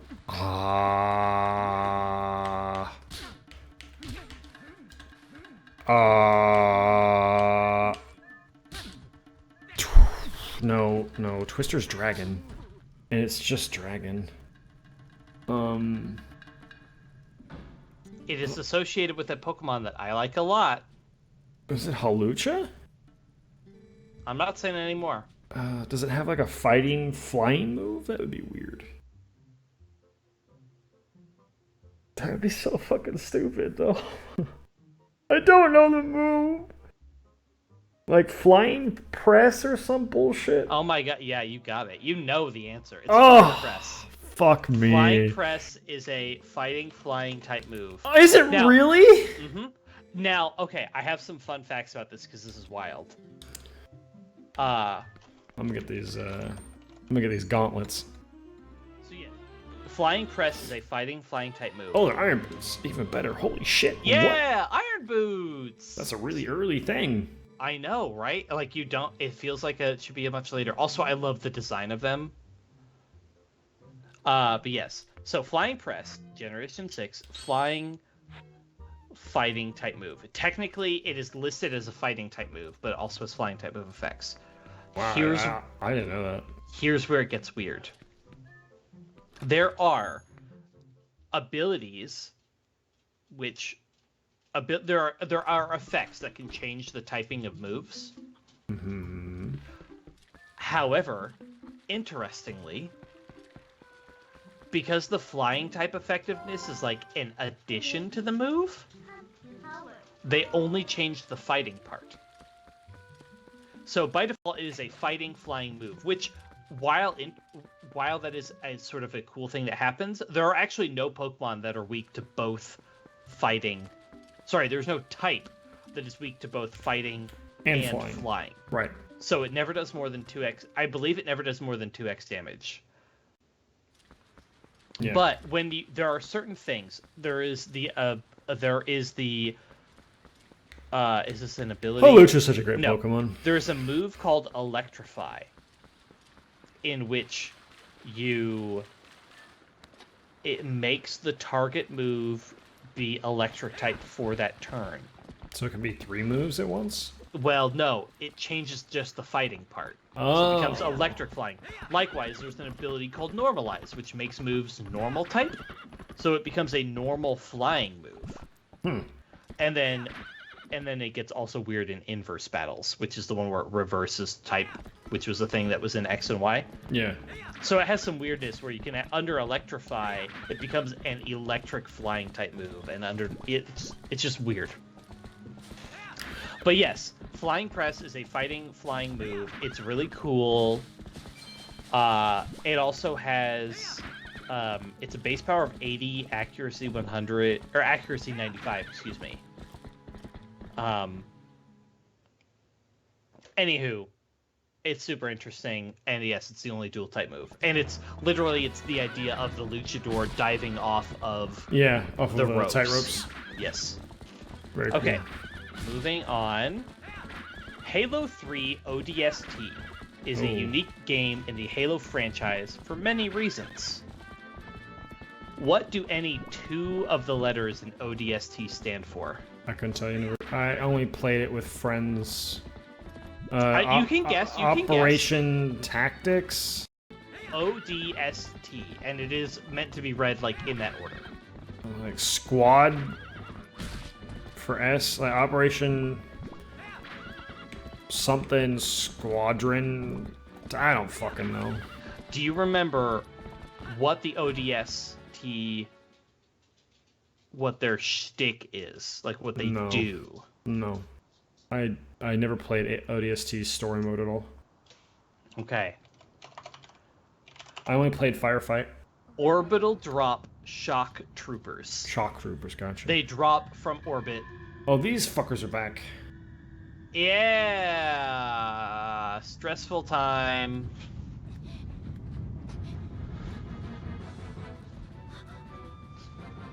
Not again. Colin. Oh, Colin. Armin, turn into a Titan. Spoilers. Beth, no.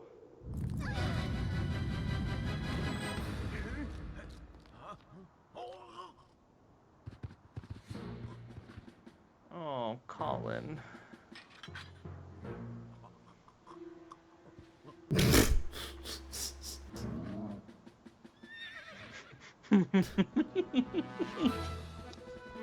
I thought I was just going to the Goron. I didn't know how to do this shit. You can do this part, and then call it a night. Which will be mildly difficult. We'll see how you do. Okay. Opponent's controls are not the most amazing thing when it comes to tight quarters. They're fine. All right, you got to multitask now. In Majora's Mask. Which way do I go? Oh, this way. Okay, duh. In Majora's Mask, a piece of heart can be earned by playing a mini-game with the postman by helping him count to 10 seconds without looking at a clock. Which mask allows you to cheat and see the clock? The lens mask? That's not a mask. It's whatever your Mask of Truth is. Mask of Truth is a mask. It is also the wrong answer. Really? Mm-hmm. Interesting. Oh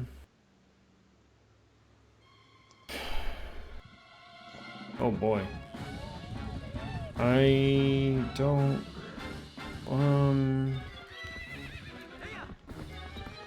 Isn't there a mask that you can put on to make a stone, like a copy of yourself? There's a song that makes a copy of yourself, and there's a mask, and there's a mask called the Stone Mask. Neither of those are relevant here. Yeah. That's not what I was talking about then. Damn, unfortunate. You can use your sword. Yeah, you can use your sword, by the way. Not painfully obvious, but it helps. Any one last guess? I'm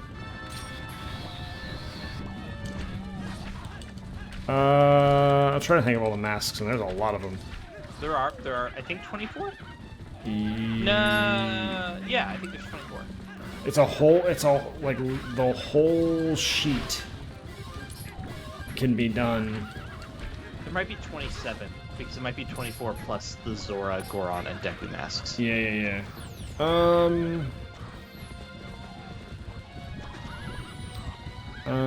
I I don't know. I just straight just don't know. It is the bunny hood. Really? Yep. Just Bunny the hood. bunny hood? Yep. That's Which kinda lame. is, you give the Ocarina of Time postman, you give him the bunny hood as part of the mask quest. Yeah. But yeah, if you wear the bunny hood, so the idea is the clock appears at the beginning of it, and then it disappears after like 2 seconds, and it makes you count the rest. But if you wear the bunny hood, it just never disappears. Gotcha. Okay, next question. In Final Fantasy X, there are many types of spheres for the sphere grid. Mm-hmm. Light blue spheres are used to change your position on the grid. Yeah. What are the 4 types of light blue spheres? Warp, friend, no, not warp. There's teleport, friend. Oh, this is the pig bridge from Brawl, or from from Brawl. Well, I actually can't remember if this is Elden Bridge. There are 2 bridges that are very similar. I think this one is Elden Bridge. This is it, because this is the one where I'm assuming it has the ball. Oh yeah, because he comes across. His name is King Bulbin, by the way. Oh, okay. Are we about to play? Are we about to joust? You're about to joust. It is the warp. This is hard. No, not by warp. the way. Teleport and friend, and then there's another one. It might be warp actually, where you get to go to somewhere where your friend has been. Oh damn! I got knocked off. This is genuinely difficult. Just FYI, you have to be careful here. I will tell you, friend, teleport, and warp are correct. Yeah. There's one more. One more that I don't remember.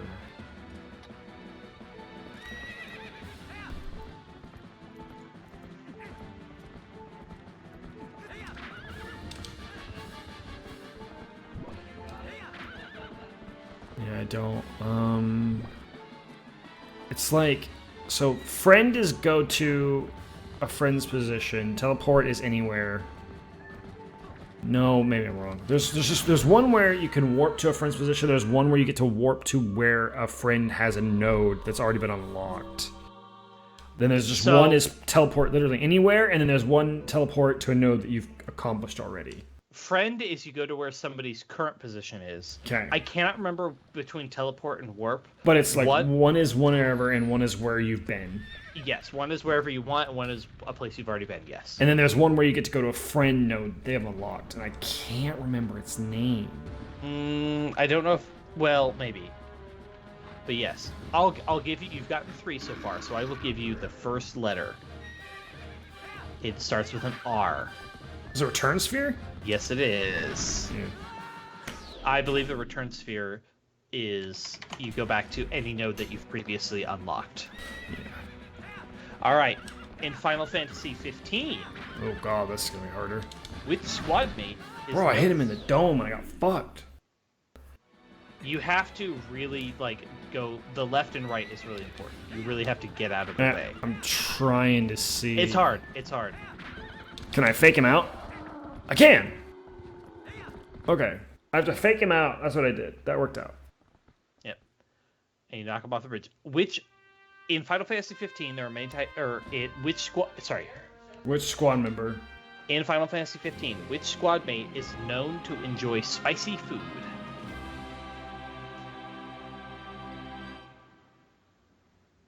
It's not Prompto. Prompto's a bitch. bitch. Title screen.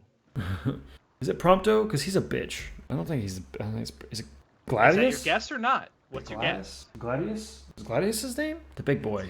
It's not Gladius. It's not Gladius? Well, then I guess it's Prompto. We'll go with Prompto. And I guess it's going to be Ignis, and that's going to be really stupid.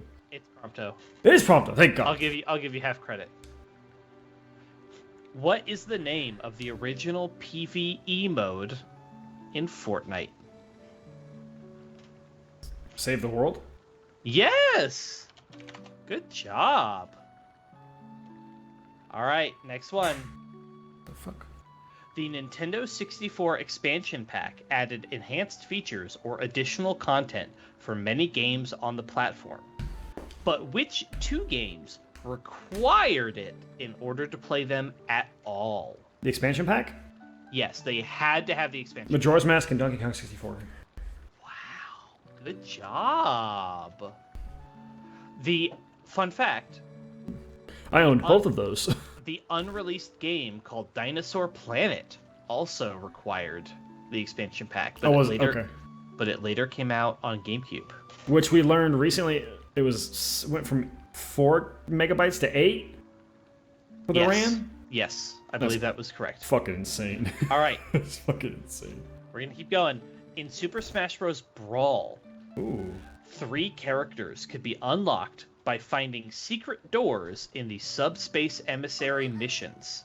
Name any one of the characters that could be unlocked this way. Oh, God. By the way, maybe on the podcast we should do a Subspace Emissary playthrough. That would be fun. Oh, God. What would be one of the characters? Pokemon Trainer? Did not exist in Brawl. Didn't it exist in Brawl? I thought it did exist in Brawl. Charizard, Ivysaur, and Squirtle did. Oh, right. They were separate then. I believe so. I think that's how. No, I think you're right. Or maybe it was just Charizard. It was just Charizard. It was just Charizard because in Minus, his Rock Breaker instantly killed stuff. Yes. It was just Charizard. It was just Charizard. Yeah. Okay, but no, it is not Charizard. Damn it! Is it really not Charizard? There are 3. Just Charizard to Smash 4? I thought just Charizard was also Brawl. I thought Brawl was where they were combined. Maybe I'm wrong, but either way, it's not Pokemon Trainer or Brawl. Or Charizard. Okay. It must have been 4 where they were split. Or it was just Charizard. Yeah. Okay. Snake? No. Damn. He was in the storyline because Lucario finds Snake in Meta Knight's ship by seeing his aura. Okay. You don't remember that cutscene? No, I've never played the Embassy. I've never played it. You never played Subspace Emissary? No. Oh my god, we need to do... I just did the boss rushes with Max. That's all I did. We need to get you a Wii and Brawl and a fresh save file. I have all of those things. So you need to get a fresh save file and do the Subspace Emissary and only the Subspace Emissary. I have a copy of Brawl and I have a Wii. That would be so much fun because it wouldn't be that long and it would be such a silly thing to do on a podcast. I would have to see if the Wii could be HDMI. I don't know if my Wii is HDMI or not. I don't know. All right, but I'll let you guess one more character. Lucina. I don't know about this. Nope. It is Jigglypuff, Toon Link, and Wolf. Oh, okay. All right, let's do 1 or 2 more questions. We're gonna wrap up. It's 10:15. I need to go to bed. I've been going to bed super late. So thank you, everybody. Darn. We had a great time. We beat a dungeon, and we're gonna prepare to go see the Gorons next after this because we got our iron boots. The next question is a flippin' Dragon Warrior Monsters question. Oh, well, there's something for people to come back for the next time, huh? I guess they'll have to. Subscribe to the OnlyFans to get the Patreon. There you go. That's the joke. That's what we do. We're funny. We're cool. Subscribe to the channel. Like the video. If you watch this all the way through, we really appreciate it. I like playing this game. This game's great.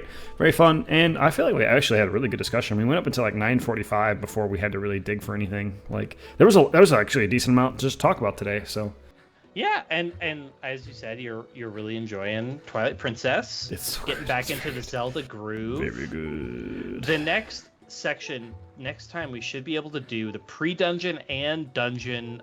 I bet. Cool. I bet we can finish the next dungeon if we are quick, brother. So. All right, peeps. Thanks so much. We'll see you next time. Bye, guys. Take care.